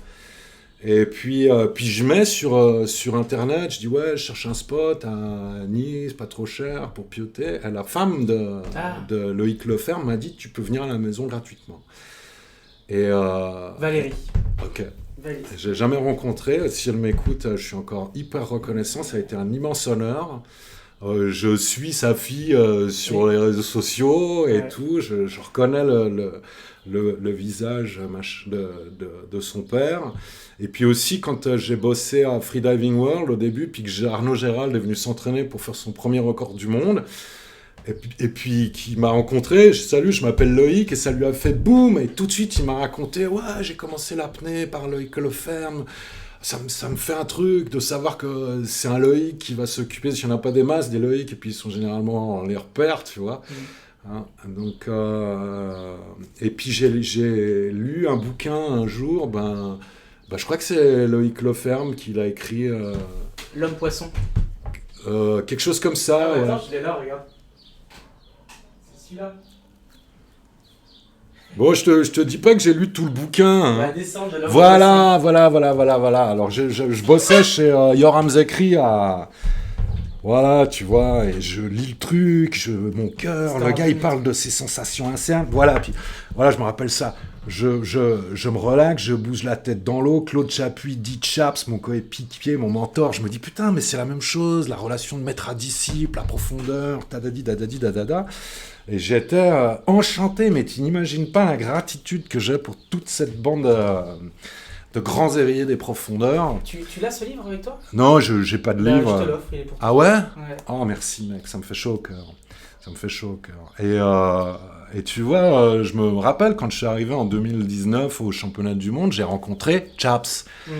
Et je savais avant qu'il allait flasher sur Loïc, quoi. Et en plus, moine bouddhiste et tout, machin. Et je savais quand je me suis inscrit que le gars, il allait... Putain, on a un moine bouddhiste dans le tas et tout, c'est génial. Il m'a connecté avec toutes les télés. Alors là, j'étais la star du bal. Là, j'étais la star du bal, je te promets. Le France 2, comment c'était, les performances remarquées d'un moine bouddhiste. Alors là, j'étais fier comme un coq. Hein. Et puis j'ai rencontré Chaps. Donc pour moi, quand j'ai ouvert ce bouquin, Bah, c'est le prochain invité en plus, Claude. Ouais. Excellent. Salut Claude. Et donc tu as travaillé à Sharm el-Sheikh, Ouais. à Freediving World, Ouais. qui a été créé par Andrea Zuccari. Andrea Zuccari, paix à son âme, qui a disparu l'été dernier. J'ai des amis ici, ils sont marqués par cette disparition. C'est dur d'en parler. En quoi il t'a impacté, toi, dans ta vie d'homme et ta vie de freediver? Ben déjà, quand tu vois, j'avais l'habitude que dans le taf, on me traite comme une merde. Hein. Ok. Donc je commence à bosser pour lui, puis le mec est hyper cool, là. Hyper sympa, machin et tout. Bon, c'était la période d'essai.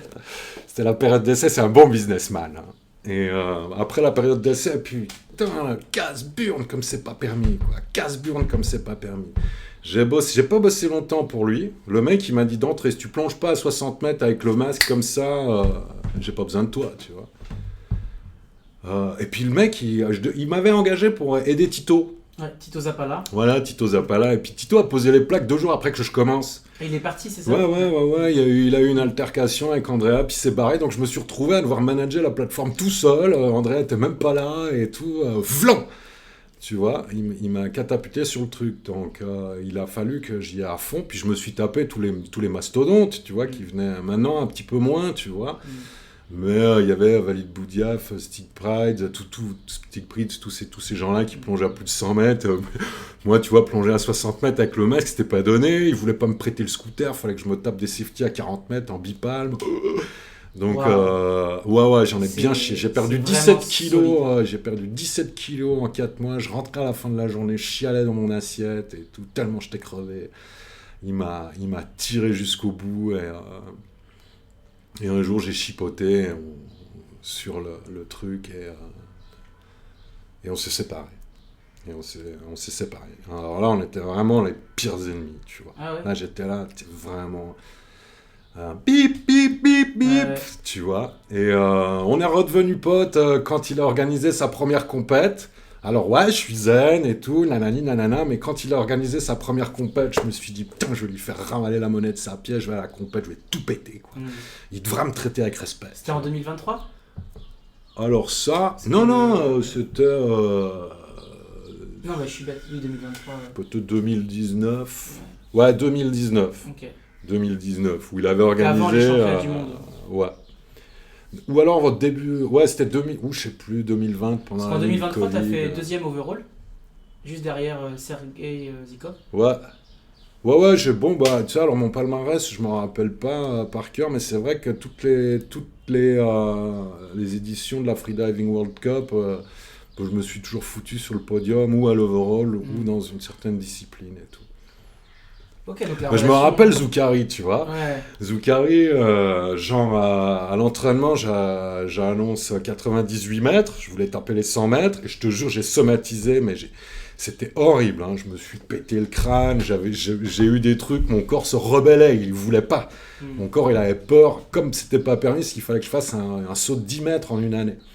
C'est énorme. Ouais, C'est énorme. c'est énorme, mais je l'avais dit aux news suisses qui m'avaient interviewé moins de 2 heures après une plongée profonde, ce qu'il faut jamais faire, parce qu'on est complètement narcosé, on dit plein de conneries. J'ai dit, ouais, l'année prochaine, je fais 100 mètres, et je vois dans les journaux, le moine va plonger à 100 mètres. Merde! Maintenant, il faut que je le fasse, tu vois. Maintenant, il faut que je le fasse. J'ai pas envie de passer pour quelqu'un qui walk by his talk, qui dit pas ce qu'il fait. Et je me rappelle, j'annonce 98 pour nos habits belges. Et je suis en train de faire mon brise-up, machin, et tout. Et ce con, il me dit, tu vois, dans les dernières 30 secondes, il me dit, profite bien de ton dernier dive comme snorkeler. Hein. Ah ouais? Ouais. Et là, j'ai dû sortir la tête de l'eau et je me suis dit, mais putain, Andrea, tu peux pas en louper une. Hein. Il faut que tu dises une connerie. À chaque fois, t'es imbitable, quoi. Et c'était vraiment la bataille sans arrêt avec lui, parce que mon idole dans l'apnée, depuis toujours, depuis que j'ai découvert son existence, c'est Herbert Nietzsche. Herbert Nietzsche, donc l'Autrichien, Voilà. qui est descendu à 244 en eau limite, mais qui a 253. 253 253 mètres, l'accident, 214 mètres validés, Oui. le 253 mètres, ils ont décidé de ne pas le valider. Mais 244 validé aussi ou quoi? Alors, à l'époque où il y avait encore les rankings, c'était 214 mètres. Ouais, Alors, ça c'est l'officiel, c'est validé. Ok, Ouais. donc je suis pas au courant des 244. Ok, Moi, bah, j'ai suivi quand j'ai découvert Herbert Nietzsche, il préparait les 253 mètres. Ok. Il préparait les 253 mètres. C'est marrant, hein, parce que j'ai quelques ressemblances physiques avec Herbert Oui. Nietzsche. Et au championnat du monde, les gens me confondaient. Ok. Ah ouais, j'ai fait 20 minutes d'interview avec un mec qui pensait que j'étais Herbert Nietzsche jusqu'à ce qu'il se rende compte que j'étais pas Herbert Nietzsche et qui se barre. William Turbridge aussi, je sors de la douche, il a eu une crise de panique et tout. Ensuite on a discuté, j'ai dit t'as cru que j'étais Herbert Nietzsche, t'as chié dans ton froc et tout. Il m'a dit ouais c'est vrai et tout. Il me suit sur les réseaux sociaux. Herbert, et il est super supportif, il m'envoie des messages, Trop cool. félicite pour mes records nationaux et tout. Et pour moi, disons, l'aboutissement de ma carrière d'apnéiste, ça serait de pouvoir le rencontrer et lui donner le respect qu'on donne à un grand maître. Tu vois. Limite me prosterner, Monsieur Nietzsche, je suis moine, ça fait partie de mon quotidien, mais je voudrais me prosterner pour vous remercier et tout. Machin. Et pour revenir sur ton expérience à Freediving World à Sharm el-Sheikh avec Andrea Zuccari, Ouais. t'as réussi à faire ton 98 mètres là où t'as fait la blague juste avant? Non, j'ai fait un early turn. Ok. J'ai fait un early turn, j'en ai fait beaucoup. Moi, tous mes PB sont des records nationaux. Hein.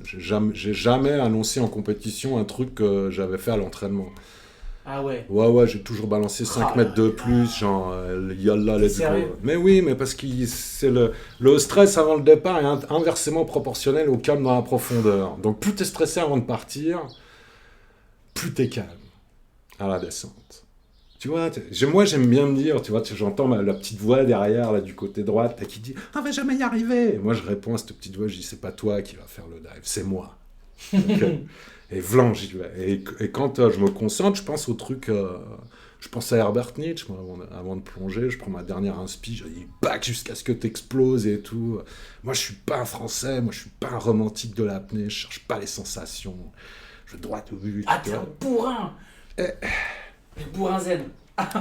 Mais un vrai, tu vois, Bodhidharma, c'est pas un tendre, le Bouddha, tu vois, les gens l'ont idéalisé pour te faire croire que c'était un petit bonhomme comme Jésus, mais Jésus pareil, hein, il a quand même monté le Golgotha avec la moitié d'une charpente c'est un costaud, tu vois.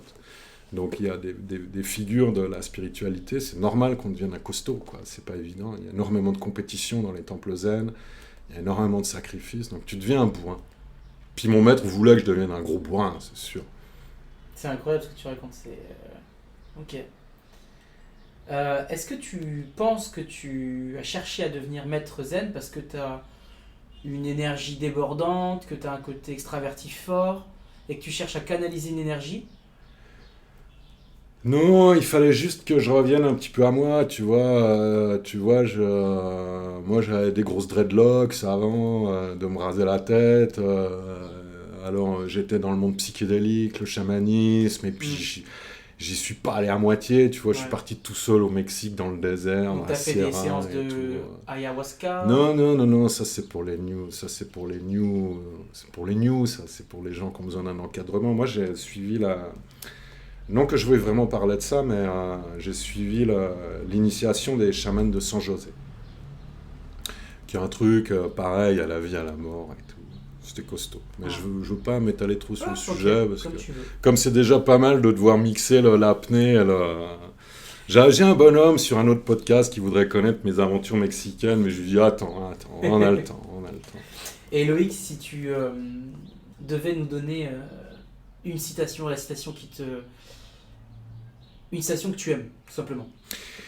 Alors, j'avais acheté le bouquin d'Herbert Nietzsche, et puis par concours de circonstances, il est arrivé dans une boîte aux lettres juste avant que je me barre, donc j'ai jamais pu le lire.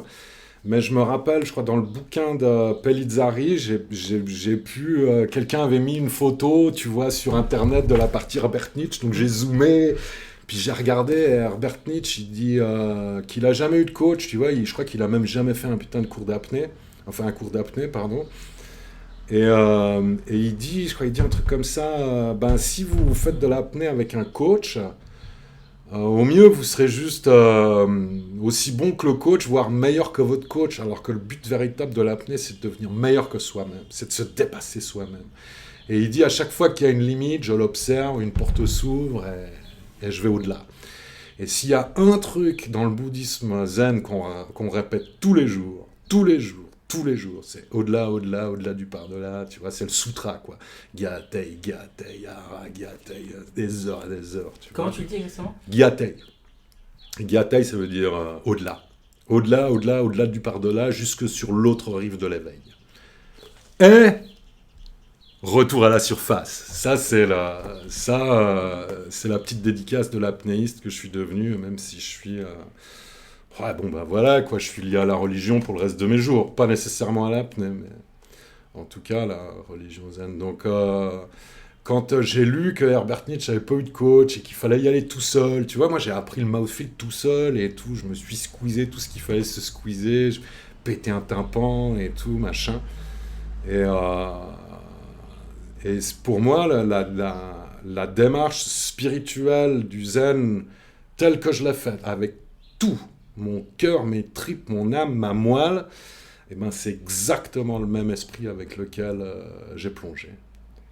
C'est exactement le même esprit avec lequel j'ai plongé. Donc je pense que maintenant je dis, tu vois, plus profond, c'est pas profond. On peut toujours aller plus profond. Mais quelle profondeur tu seras en paix avec toi-même? Quelle profondeur tu seras en paix avec toi-même? Moi j'ai fait 62, 63, 67, 70, 75, 80, 84... tu vois, 25 records nationaux, 24 records nationaux, 100, et puis quand j'ai dit 100, tu vois, j'ai eu l'article dans les journaux, le moine le plus profond du monde, j'étais là, j'ai réussi. Et puis j'ai décidé de faire 101 parce que je trouvais que ce moine était un peu arrogant. Donc je me suis dit, je vais lui faire sa fête, je vais le battre de 1 mètre, tu vois.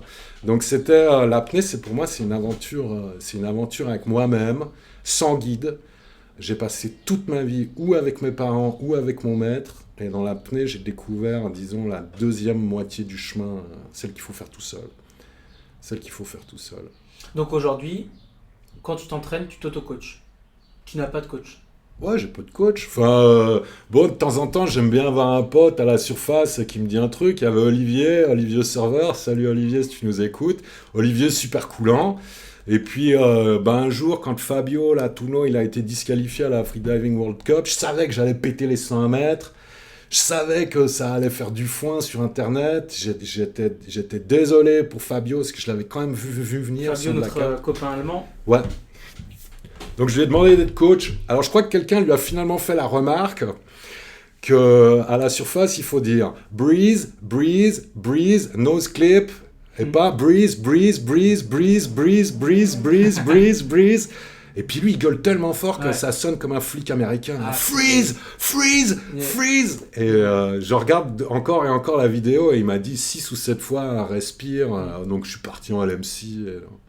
Ouais, c'était cool, ça, on a fait le show, quoi. Donc 2 fois, j'ai eu un coach pour mes 50 mètres.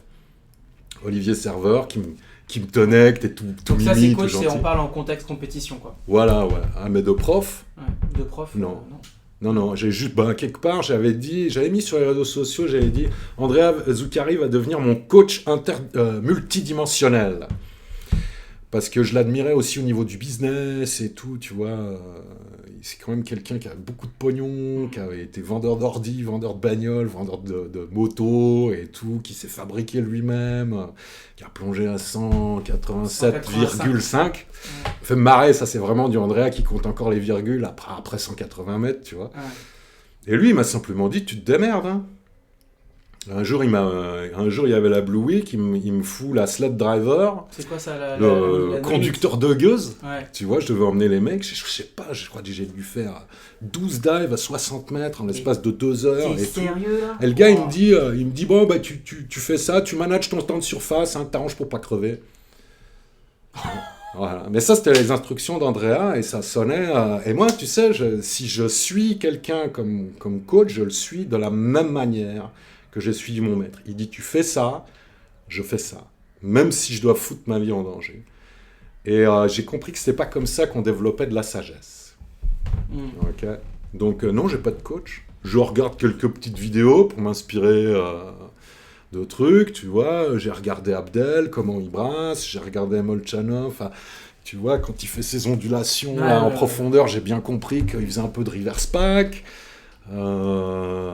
J'ai regardé Herbert Nietzsche encore et encore, j'ai regardé les mouvements sur l'immersion libre. Là, je me gave de vidéos de CNF parce que je voudrais essayer de prendre le record qui me manque encore en CNF. Donc, c'est qui a le record suisse en CNF? c'est Pascal Berger. Pascal, et qui a combien? 68? 67, ouais.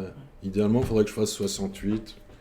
Hein. J'ai pas eu directement sa bénédiction, mais on va voir si j'y arrive. Oui, c'est important pour moi d'avoir l'accord. Avant que Andrea ait son accident, on y était arrivé. Tu vois. T'avais fait un... J'avais fait un early turn et je dis j'en ai marre du freedive et tout. Et puis il me regarde et il me dit je crois que t'es bon pour no limit. Tu devrais faire du no limit, Loïc. Puis j'attendais ce moment depuis des années. Hein, Puis j'ai dit ouais, je ferais bien leur péter le record national suisse en no limit. Puis il me dit, mais c'est qui qu'il a et à combien? Puis je me fous de sa gueule, je dis, ouais, mais c'est un espèce d'Italien inconnu, là, qui a fait 132 mètres, comment il s'appelle? Zuccacca ou un truc comme ça. Parce que c'est Andrea Zuccari, le Suisse le plus profond. Et il m'a regardé comme ça, il m'a dit, quoi? Mon record à 132 mètres en no limit, c'est toujours le record suisse, mais enfin, Loïc, il faut que tu... T'es suisse, il faut que tu nettoies ça, tu vois. Donc c'est lui qui m'a dit, vas-y, mets-toi au no limit. Andrea Zuccari. Andrea Zuccari. Andrea Zuccari est italien. Bah ouais, mais avant, pour faire un petit peu sa pub, il a pété les records nationaux suisses parce que les records italiens. Parce qu'il est aussi suisse. Ouais, il est binational. Il était binational. Donc en fait, c'est. Ok, d'accord. Ouais, c'est un grand honneur pour la Suisse d'avoir Andrea Zuccari et que c'est un record qui est impétable. J'ai demandé à la Fédé suisse, bon, je peux péter le record à Zuccari? On me dit non, on n'enregistre plus et tout. Mais attends, mais son record, il est à 185. Ouais, mais le record national suisse à 131 mètres. Égalé en poids variable. Et toi, tu combien no limit? Je me fais plus que 60, tu vois, j'ai pas le fric pour me payer des sessions de no limit, moi. Hein. Ça coûte très cher, ouais. Ça coûte pas très cher, mais ça coûte du fric. Du temps. Ouais, c'est ça, puis c'est un peu dangereux. Et tu vois, j'arrive gentiment au bout. Je voudrais bien battre le record suisse de poids variable. Et par là même battre... Qui a combien? 131, pareil. Donc, Suisse le plus profond, en dehors des tech divers, parce qu'on a des tech divers en Suisse, tu vois, les Suisses sont friqués, donc il y a du matos. Ils ont du matos. Mais idéalement, je ferais bien 135 mètres un jour en poids variable, je pense que je peux y arriver. Tête en haut, tête en bas? Tête en bas, tant qu'à faire. Et à Freediving World... tu sais, les moines ne sont pas étrangers aux cérémonies de grâce et tout ça. Quand Keenan est mort, j'ai fait des cérémonies au temple pendant plusieurs jours. Quand Andrea est mort, j'ai fait des cérémonies, alors plus au temple et tout. Mais je suis quelqu'un de quand même très spirituel. Je prie quand je vais dans l'eau et il y a des gens qui sont morts dans l'eau et j'ai besoin de leur accord, disons, spirituel. Donc ça serait cool de faire ça, mais ça me ferait chier de sortir mon propre pognon pour risquer ma vie à faire un dive futile à 135 mètres pour péter le record de quelqu'un d'autre. Ça m'intéresse pas trop, tu vois. Finalement, après 20 ans de zen et 6 ans d'apnée en compétition, j'ai commencé à développer quelques bases de sagesse. Oh, la voie à la sagesse est longue. Hein. Il y a des gens, ils découvrent même pas l'amour dans leur vie. Hein. Et à peine leurs émotions.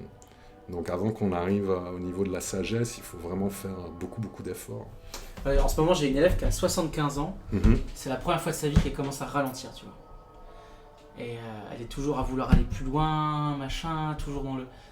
Et là, je travaille avec elle et j'essaie de la faire ralentir. Yeah. Et c'est dur, hein. Il y a des gens, ils ont... T'as les angoisses de ralentir. Ouais. C'est, tu sais, pour moi, de me dire, ok, bon, ben, peut-être je vais pas au championnat du monde, il va falloir que je mette une fin à ce truc de compétition. J'ai pas envie de plonger plus profond que 101 mètres en mono, tu vois, ça fait depuis 84 mètres que je pète mes propres records, j'en ai, je sais pas, au moins 12, 13 en poids constant et tout. C'est vrai que il y a certaines personnes se balancer encore plus, tu vois, dans le truc, d'être la tête dans le guidon, la tête en avance. Ils ont vécu comme ça toute leur life. Et c'est vrai que de revenir à soi, de prendre une distance, développer de la sagesse, c'est pas donné à tout le monde, quoi. C'est pas donné à tout le monde. Et quand je me dis, bon, bah, je vais arrêter la compète à un certain moment, Tu penses que tu vas arrêter quand? à chaque année, je dis que j'arrête.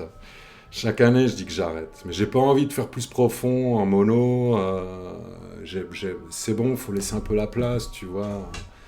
Faut laisser un peu la place. Parce que ça t'a peur ou parce que c'est trop coûteux le temps de préparation? Bah, écoute, ça m'a coûté tout mon fric, mon mariage. Quand j'ai fait les 100 mètres, j'ai quand même été attaqué par un requin. Comment ça? Quand j'allais à la plateforme, il y a un maco qui m'a attaqué. J'ai commencé l'apnée parce que j'avais peur des requins et je voulais battre cette peur aussi, c'était important. J'avais peur dans le lac Léman, moi. J'avais peur des requins dans le lac Léman. J'ai vu les dents de la mer quand j'étais trop petit. Je suis comme tous les autres êtres humains, tu vois. J'ai la pétoche des requins et tout. Donc, quand le requin s'est montré à moi et qu'on a eu un face-à-face et que je m'en suis sorti indemne après une belle attaque. Il a cherché à te niaquer. Ah ouais. Et tu l'as punché dans l'arène de... Non, je l'ai pas punché. À un moment donné, je l'ai quand même signifié que je pouvais me défendre, mais c'est un peu comme quand tu vois, c'est comme un petit peu quand t'es à l'école puis tu tapes un grand qui te vient de boulier, tu vois. T'es là, oh, pardon. Non, c'était une histoire absolument incroyable. Il y a un podcast dessus avec Benjamin Lotin. Moi, j'en ai entendu parler. Les mecs, à un moment donné, c'était tellement cash, tu vois, j'étais tellement... Et là, j'ai compris. Ce jour-là, j'ai compris à quoi ça servait 25 000 heures de méditation. Parce que le soi s'est effacé totalement et mes mouvements étaient automatiques, naturels, spontanés. Il n'y avait que de l'amour dans ce truc. Les mouvements étaient exacts. Je l'ai poussé avec le nez là, poussé avec le nez là. Et en fait, je suis carrément arrivé à la plateforme en ridant le requin. À un moment donné, je me suis dit, tu vois, je pensais à Gaston Lagaffe. Tu connais Gaston Lagaffe ? Là où il chevauche un Longimano pour aller retrouver Mademoiselle Jeanne. À un moment donné, je me suis dit, il faut que je me la joue à Gaston Lagaffe. Je lui ai attrapé le nez, j'ai mis le coude sous l'œil, je lui ai tourné la tête vers la plateforme. Et les mecs, qui m'avaient vu me faire attaquer, qui pensaient tous que j'allais y passer, ils m'ont vu arriver rider en ridant le requin, quoi. Donc je crois que j'ai fait assez, tu vois, j'ai montré assez mes preuves, j'ai fait mon show de moine zen dans l'apnée, maintenant je voudrais me la jouer technique, il faut que je vive vieux, j'ai une fille qui a 16 ans, j'ai déjà lourdé tu vois, quand tu plonges à 100 mètres, ta femme elle se fait du souci, surtout si elle fait pas d'apnée, plus tu dépenses toute ta thune là-dedans, il y a un moment donné, faut arrêter de résister à la sagesse, faut arrêter de résister à ce éventuellement pourquoi on est fait, quoi. C'est vachement moins dangereux la méditation que l'apnée. Tu vois. Donc ça va me faire de la peine et c'est vrai que pour moi ralentir et me dire maintenant je peux éventuellement coacher une équipe suisse, ne pas balancer mon fric dans la flotte aussi facilement, avoir un petit confort de vie à l'aube des 50 ans, peut-être que ça va, tu vois. Mais c'est une confrontation intérieure. C'était une de mes questions là, c'était si tu devais choisir uniquement entre être un athlète et coacher, qu'est-ce que tu choisirais aujourd'hui? T'as plus le choix, tu dois choisir, tu coaches ou t'es athlète? J'ai fait mes preuves en tant qu'athlète, tu vois. J'ai fait mes preuves en tant qu'athlète. Alors je sais bien que c'était l'année du Covid, mais 2020, j'étais quand même numéro 1 au ranking AIDA en profondeur, tu vois. Je suis super content d'avoir fait ça, j'ai réussi les 100 mètres. Tu vois, le cursus honorum de l'apnéiste, faire des podiums, avoir des médailles, plonger les 100 mètres et tout, je l'ai fait. Maintenant en Suisse, il y a d'excellents plongeurs qui sont tough, je veux dire. Tu penses à qui? Alors, je vais tous les citer. Il y a Vera, bien entendu. En dynamique, on a des sacrées pointures aussi, je les connais pas tous, mais disons qu'en profondeur, il y a plein de mecs à qui j'ai donné le brevet d'instructeur. Alors, il y a Jonathan Amiot, Il y a Arnaud Carnal. Arnaud Carnal, il vient de faire 53 mètres dans une flotte à 6 degrés, avec 3 mètres de visi, alors qu'il avait des problèmes d'oreille et tout. Il y a 2 ou 3 personnes qui ne sont pas encore tombées dans la compète, mais je te jure qu'il y a des pointures. Il y a une nana, je ne sais plus comment elle s'appelle, mais elle doit mesurer son 1m85.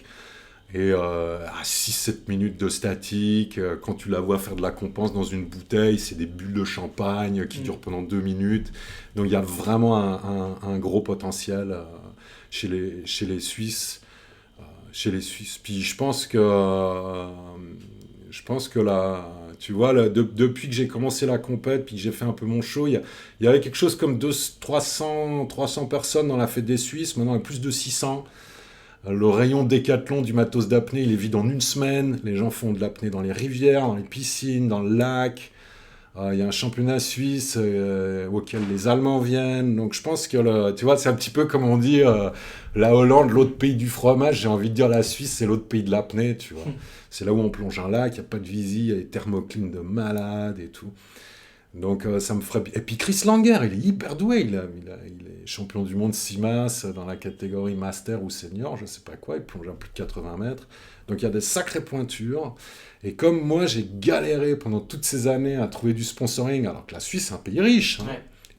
Il semblerait que les montres suisses sponsorisent tous les aptistes étrangers, Sauf sauf les Suisses, tu vois. Alors aussi parce que je suis moine, parce que je suis tout seul, parce que c'est un sport extrême, puis que j'ai 48 ans et pas 24. Donc je me dis que si j'en ai déjà parlé à la Fédé, qui attendent un petit peu de mes nouvelles sur la question, je monterais bien une équipe suisse de 4 gonzesses, 4 mecs, et je m'occupe de tout. Le sponsoring, la combi, je veux que les mecs, ils arrivent au championnat du monde, la combi, tout payé, tout frais payé, top nickel, et qu'on voit que les Suisses sont pas si petits et qu'ils peuvent défendre leur titre. La Suisse, c'est un pays qui a 100 mètres en record national maintenant. Via toi. Bah ouais, donc... Et après toi, il y a qui en France ? Et tu sais, le vrai succès, c'est la transmission, mec. Quand tu réussis un truc, tu le réussis vraiment si tu peux enseigner à quelqu'un d'autre à faire la même chose, voire mieux que toi. Ok ? C'est pour ça que j'ai fait 101 mètres. Ça m'aurait fait chier que quelqu'un vienne péter mon 100 mètres en faisant 101. Mais si quelqu'un arrive en faisant 102, ça va, je le prendrais pas trop mal, tu vois. C'est pas en 20 ans, 25 000 heures de méditation que tu te retrouves sans ego. Hein. Donc peut-être que Loïc Vuillemin sera capitaine de l'équipe suisse un jour. Ouais, capitaine coach. Capitaine coach.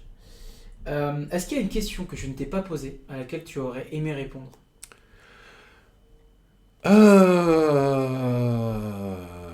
J'ai été enchanté par tes questions, je trouve t'as le bagou, tu réponds bien, donc je suis enchanté de tout ce que t'as posé comme question. J'espère que t'étais en harmonie avec tes auditeurs et que les auditeurs n'ont pas l'impression qu'il y a une question qu'ils voudraient poser, qu'ils n'ont pas pu. Éventuellement, tu vois, c'est un petit peu cheesy, puis j'ai bien compris que c'était pas vraiment le phare de ton podcast. Ouais, alors c'est comment que tu t'entraînes, tu fais quoi, nanana. Ouais, en technique, bon, si tu veux en parler au niveau technique.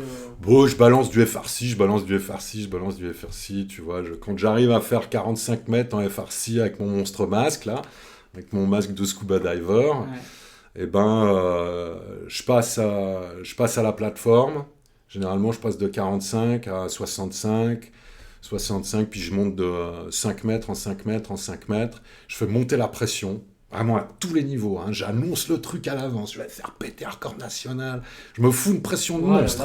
Je me fous une pression de monstre. Ouais. Ce qui m'intéresse, c'est de dépasser ce truc-là. J'ai pas envie de vivre dans le stress, tu vois.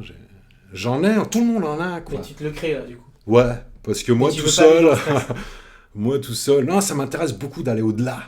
Ça m'intéresse beaucoup d'aller au-delà. C'est là qu'il y a l'expérience mystique, c'est quand on va au-delà de soi-même, qu'on est là, putain, je vais jamais y arriver, qu'on y arrive quand même. Donc généralement, quand j'arrive à 5 mètres de mon objectif, je m'arrête là. Je répète, tu vois, 101, je répète 96. Je le fais 3 fois. Si je le fais 3 fois, je me dis, bon, c'est un petit reverse pack de plus à trouver. C'est quoi ? C'est une noisette d'air à trouver dans la bouche. Ça devrait le faire, et comme ça, il y a bien du stress et tout. Et comme ça, j'ai pas de PB. J'ai pas de PB, j'ai que des records nationaux. Putain, c'est dingue ça. Bon, j'ai un PB en 100 palmes, 62 mètres. Et cette année, je focalise 100 palmes. Ok. Je voudrais bien mettre un terme à cette histoire. Je suis un peu fatigué. T'aurais l'impression de tourner la page définitivement Ouais, avec ta vie d'athlète si tu réalisais un record national en CNF et que tu le prenais à de Pascal compétition, ça m'amuserait ensuite, tu vois, de faire un programme avec une marque, de faire du poids variable, on peut mettre des caméras embarquées, Ok. tu vois, de faire un Berger. gros Mais tu veux show. conclure avec ton CNF. Ouais, ça me dirait bien d'avoir les 4 records nationaux. Il y a beaucoup d'athlètes que je connais, enfin beaucoup, on est une poignée, tu vois. Mais je me rappelle Christian Castagno-Villa, avec qui on a vécu le même truc. Hein. Il s'est fait attaquer par un requin à 2 semaines d'intervalle. Ou ça aussi en Égypte, en mer Rouge. Non, lui, en Colombie, je crois. Ok. Et j'ai bossé avec lui à Océan Prana quand j'étais tout jeune instructeur, tu vois, c'était déjà un athlète et tout. Qui est vachement plus kamikaze que moi. Hein. Lui, il essaye, il essaye. Hein. Moi, j'ai jamais fait de blackout, dans la flotte. Hein. Dans mon pieu, ouais, j'en ai fait plein. Mais Ah ouais, jamais en fait... apnée à sec. Ouais. En paquant, en faisant des conneries et tout. Et un jour, il me dit comme ça, il me dit, ouais, je voudrais bien péter le 100 palmes parce que je voudrais bien pouvoir dire qu'un jour dans ma vie, j'avais les 4. Et moi, je suis pas dans le jugement, tu vois. Je pense que quelqu'un, de toute façon, on n'a pas le choix, on peut pas effacer son ego. Dans le bouddhisme, l'ego et le soi, ça fait aucune différence.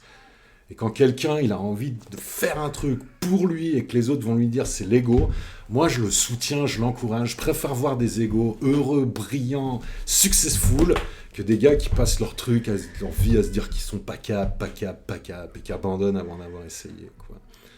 Donc c'est vrai, ça me ferait bien plaisir, tu vois, même si c'est d'une futilité extrême. Hein.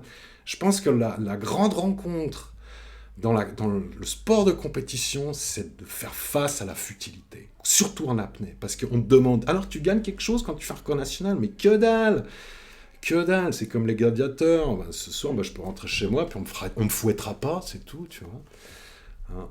Donc j'aimerais bien dire ouais, je les ai eu les 4 et tout, faire ma petite photo, le poster sur les réseaux sociaux, avoir ma validation de l'ego narcissique, t'as réussi tes 4 records nationaux, faire gâchot, voilà, rideau, j'ai fini, j'espère que le show vous a plu. Et si vous avez envie d'apprendre la méditation zen, ben, venez me voir là-bas avant que je me barre dans la forêt et que je canne. C'est quoi ton rapport à la mort? C'est le même que j'ai avec la vie. Hein. C'est un truc que j'ai vraiment envie de vivre pleinement. J'ai pas envie de louper un truc. Ça me ferait chier de mourir d'une mort violente. Ça me ferait chier de mourir connement. Tu vois, à un moment, je me suis posé la question, bien entendu, quand tu plonges profond, tu te dis que t'as peur de quoi? Peur de mourir? Bien sûr que t'as pas peur de mourir. Tu vois, t'as pas peur de mourir. Et ensuite, je me suis dit, ouais, ça me ferait chier de faire un plongeon trop profond et de me tuer connement, quoi. Non, la mort, c'est un processus qu'on appelle un processus de fin de vie, mais je pense que c'est une transition, tu vois. Je pense que la larve, là, la chenille, elle doit flipper sa race quand elle se dit qu'elle arrive au bout, elle s'isole, elle se met dans son cocon, dans sa chrysalide, et puis elle devient un papillon, et éventuellement, c'était un petit peu comme une autre vie, tu vois. Et dans la religion zen, il y a une vie après la mort?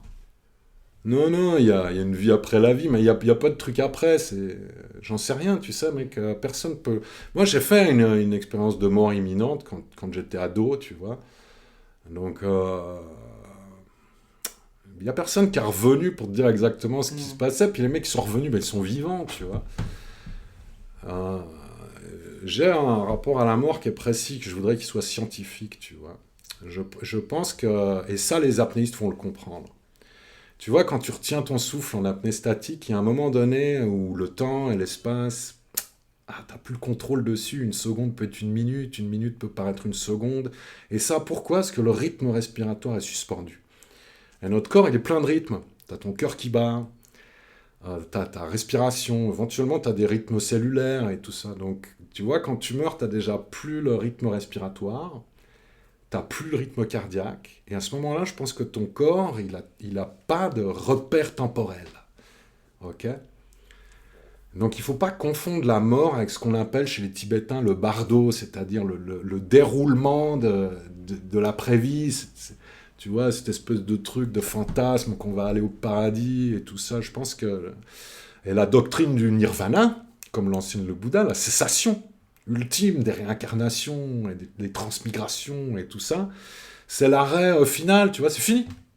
Il n'y a plus rien, ni personne pour s'en rendre compte. Alors, au début, je t'ai dit le premier apnéiste de l'histoire, c'est le Bouddha Shakyamuni. Là, je vais dire quelque chose de super hérétique. Hein. Mais si le Bouddha il avait fait un bon blackout, peut-être qu'il n'aurait pas créé une religion mondiale. Il s'est dit, ah ouais, moi, la première fois que j'ai eu un blackout dans mon pieu, alors je te jure, j'ai compris ce que c'était le calme le plus profond, tu vois. Il n'y avait plus rien, ni personne, ni que dalle. Moi, j'ai adoré mon blackout. Ah ouais. Il y a certains, je sais que certains apnéistes pratiquent des respirations à la maison où ils se forcent à aller dans les LMC, dans les pertes de contrôle moteur pour aller chercher la conscience là où elle se cache. C'est fascinant. C'est fascinant. Tu sais, sincèrement, je pense qu'il n'y a pas de différence entre le zen et l'apnée. Ok. Maintenant, quand les mecs ils disent oui, la plongée c'est comme une méditation, bon, j'en ai pris des moines zen, ils sont fait un early turn à 5 mètres, ils m'ont regardé, et toi tu plonges à 100 mètres. C'est pour ça que j'ai appelé mon concept Deep Zen. Mais il n'y a pas de différence entre la profondeur qu'on peut atteindre dans l'eau ou la profondeur qu'on atteint à l'intérieur de soi. Si tu lis les poèmes de Molchanova, tu changes le nom, tu mets Lingchi en bas et tu leur dis c'est un poème zen, les gens ils vont te dire oh c'est magnifique. Ouais. Je savais pas que Natalia Molchanova écrivait des poèmes. Ouais, des poèmes qui sont magnifiques. Et la plupart il y a beaucoup de moines zen il y a beaucoup de gens qui sont passés de l'apnée au zen, moins qui sont passés du zen à l'apnée parce que c'est comme peinard la vie de temple et tout. Ok. Et est-ce que tu as un poème préféré que je pourrais lire après pour conclure cet épisode? Ah, La ouais, poésie, j'aime beaucoup. Hein. j'ai inventé quelques poèmes, mais c'est plus des métaphores. Tu vois, voilà, je t'en raconte. J'avais dit à mon maître, il n'a rien capté. J'avais dit, ça commence comme ça, le souhait fondamental d'un animal, non, le souhait fondamental d'un arbre, c'est de devenir un animal. Pourquoi ? Parce que quand il y a un feu de forêt, il peut se barrer. Okay. C'est quoi le souhait fondamental d'un animal ? C'est de devenir un être humain, d'avoir la domination, de pouvoir prendre les choses, de fabriquer des outils, de ne pas se sentir seul face à sa propre vie. Le souhait fondamental d'un être humain, c'est de devenir un bodhisattva, une sorte de demi-dieu qui n'est plus tenu par le pourrissement de la chair, la mort et la disparition. Le souhait fondamental d'un bodhisattva, c'est de devenir un moine complètement impassible, imperturbable par les phénomènes du cosmos. Le souhait fondamental d'un moine, c'est de devenir un Bouddha, riche, confortable, illuminé, éveillé, tranquille, avec plein de disciples autour super sympas. Le souhait fondamental d'un Bouddha, c'est de devenir un arbre pour grandir sans limite dans le cosmos. Donc ça fait un petit peu, tu vois, ce cercle que les moines zen ils dessinent pour exprimer la voix, qui n'est pas un cercle, hein. C'est un non-point. ouais, c'est un non-point. Si tu devais laisser un message pour ta fille qui écoute ce podcast, je sais pas, dans plusieurs années, qu'est-ce que tu lui dirais ? Change rien, t'es la meilleure. Papa est là, et dans la mesure où je me réincarne pas en dauphin, je reviens. Et puis si tout d'un coup tu vois un dauphin qui a l'air excentrique, si ça se trouve c'est ton vieux qui essaie de dire « C'est moi Mahatma, c'est moi, je suis là, c'est moi ». J'ai une peur bleue, tu vois, en tant que bouddhiste qui croit un peu en la réincarnation, j'ai la pétoche de me réincarner en dauphin, quoi. Ah ouais ? Ah ouais, c'est super, les dauphins, ça bouffe du calamar cru, tu vois, moi je suis végétarien, ça nique toute la journée, ça s'amuse, c'est libre. Mais ça a pas de bras. Hein, ça a pas de bras. Nous, les êtres humains, on est le seul mammifère marin, bien qu'on soit les derniers de la bande. Hein. Ouais. On est le seul mammifère marin qui a des bras, donc il peut prendre un couteau, il peut couper un filet, il peut aider les autres. Et je pense que la forme humaine, pour la réalisation d'une forme d'altruisme, de compassion, de bienveillance sur la planète Terre. Je pense que c'est pour ça que l'être humain il a été fabriqué. C'est pour être le gardien de Sozo. Et de faire en sorte que chaque être sensible se sente bien. Alors je sais qu'on se tire dans les pattes parmi. Bah, surtout l'actualité. Hein, quand... Ouais, t'inquiète. Tout ça, ça évolue. Bad becomes good. On pourrait continuer comme ça pendant des heures, Loïc. Ouais. Si tu devais me donner un conseil pour plonger plus profond, tu me dirais quoi? Écoute, man, plus profond, c'est pas profond. Je te dirais, viens me voir à Sharm el-Sheikh. Oui. Mes élèves, ils arrivent. Première chose que je fais, c'est que je dis, bon, j'ai le temps là de me boire un café puis de fumer une clope avant qu'on commence. Et les mecs, ils sont là. Quoi? Vous buvez des cafés? Vous fumez des clopes? Ah, vous faites partie des gens qui pensent que je suis un saint, là. Non. Donc, je pense qu'il y a un moment donné, il faut arrêter de vouloir plonger plus profond. Ta profondeur, c'est juste ta profondeur. Et le conseil que je voudrais te donner, tu vois, que j'ai reçu moi de Davide Carrera. Ouais, l'italien. Ouais. J'ai échangé, il voulait apprendre la méditation zen. J'ai dit, ok, je t'enseigne la méditation zen, mais en échange, tu corriges mon palmage et ce genre de trucs. Il te corrige le palmage en te regardant. Hein. Il dit rien sous la flotte, il te regarde, il bouge un doigt. Et par science infuse, c'était téléchargé directement du cosmos. Il est magnifique, David Carrera. Et il m'a dit ça, il m'avait montré le genou, tu vois, comme ça, tac. Et je sais pas, il a montré son genou et mon palmage était corrigé, j'avais plus de lactique, c'était fini, j'étais en extase sous la flotte. Il a fait son mouvement, là, Jésus, là, comme ça, tout là, c'était magnifique. Et ensuite, il m'a dit, la manière dont tu tournes, au fond, là, tu sais, il n'y a que toi qui as décidé d'aller là-bas, en bas. C'est pas moi qui t'ai dit d'aller là-bas en bas, c'est toi qui voulais faire ce truc. Et t'as tourné comme si tu volais ta propre profondeur.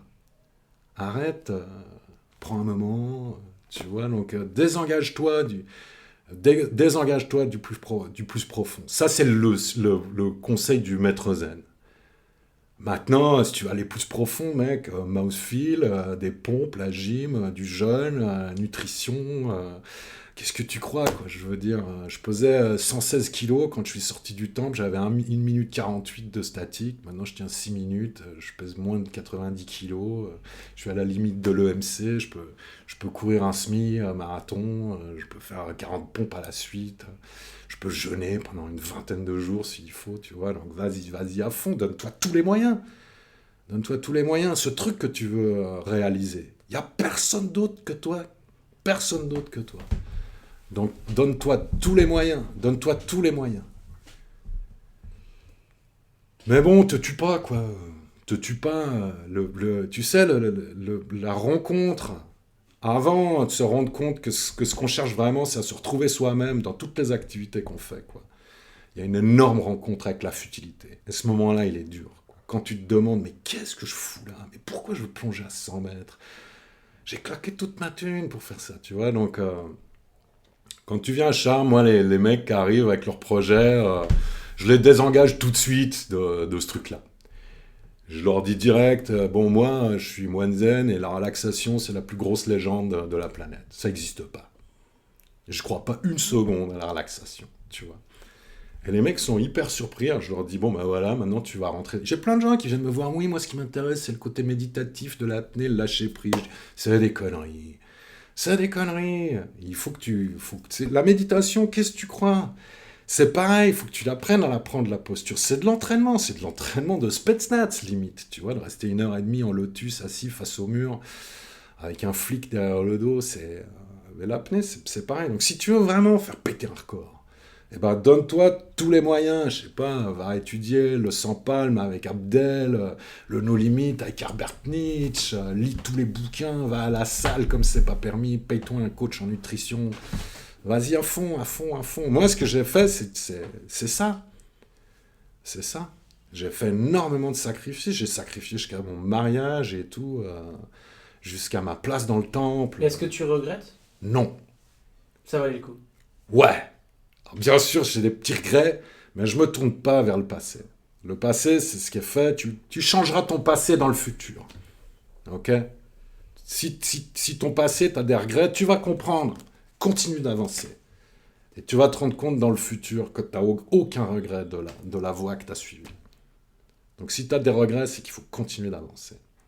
Okay. Si on a des regrets, continue d'avancer. Dans le futur, tu résoudras ton passé. Si tu devais conclure cette rencontre en nous donnant juste 5 mots. 5 ? C'est beaucoup. Profondeur, lâcher prise, compassion, sagesse et discipline. Ok, merci Loïc. Moi, merci à toi Julien, merci beaucoup. Je rajouterais juste amour. Yes. Sur la voie de la discipline, tu découvriras l'amour, c'est sûr. Merci mec. Merci à toi, c'était super.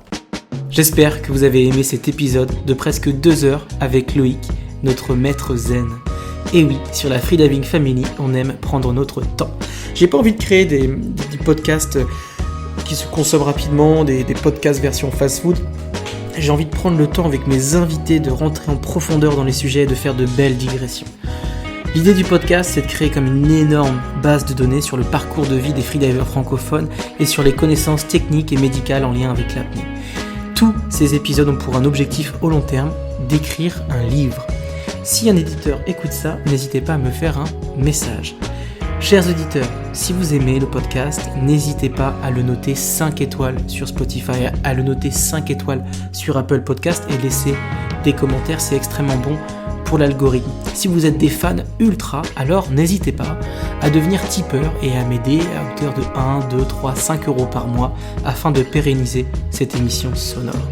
Maintenant, je vous laisse avec le copain Seb Manson qui va vous parler de son école Océan Harmonie. Allez, ciao les amis. Et pour conclure cet épisode, je vous laisse avec la voix de mon ami Seb qui va vous parler de son école d'apnée Océan Harmonie. Salut, c'est Seb Manson d'Océan Harmonie. J'ai l'immense plaisir de vous présenter mon école d'apnée en France et à l'étranger toute l'année. Sous forme de stages originaux, je vous propose de progresser de 0 à 50 mètres de profondeur en recherchant confort, plaisir pour le maximum de bien-être. Pour cela, j'ai développé une pléiade de pratiques conscientes, harmonisées autour de la méditation, la visualisation, relaxation et du yoga. Océan Harmonie, c'est aussi des voyages, de la baie de Marseille à l'Égypte en passant par Madagascar. En France, les stages de progression sont de 3 jours pour vous accompagner essentiellement dans la compensation. En Égypte, au Blue Hole, nous évoluerons dans des conditions de rêve afin de vous permettre d'atteindre vos objectifs, entrecoupés ça et là d'exploration jusqu'à Ras Mohammed. Nous nous émerveillerons des beautés sous-marines. Enfin, à Madagascar, à la recherche de mammifères marins et de dépaysement hors du commun, nous aurons toute la joie de pouvoir profiter des merveilles de ce pays fabuleux. Renseignez-vous sur www.oceanharmonie.fr, WhatsApp, Instagram. Je vous dis à très vite.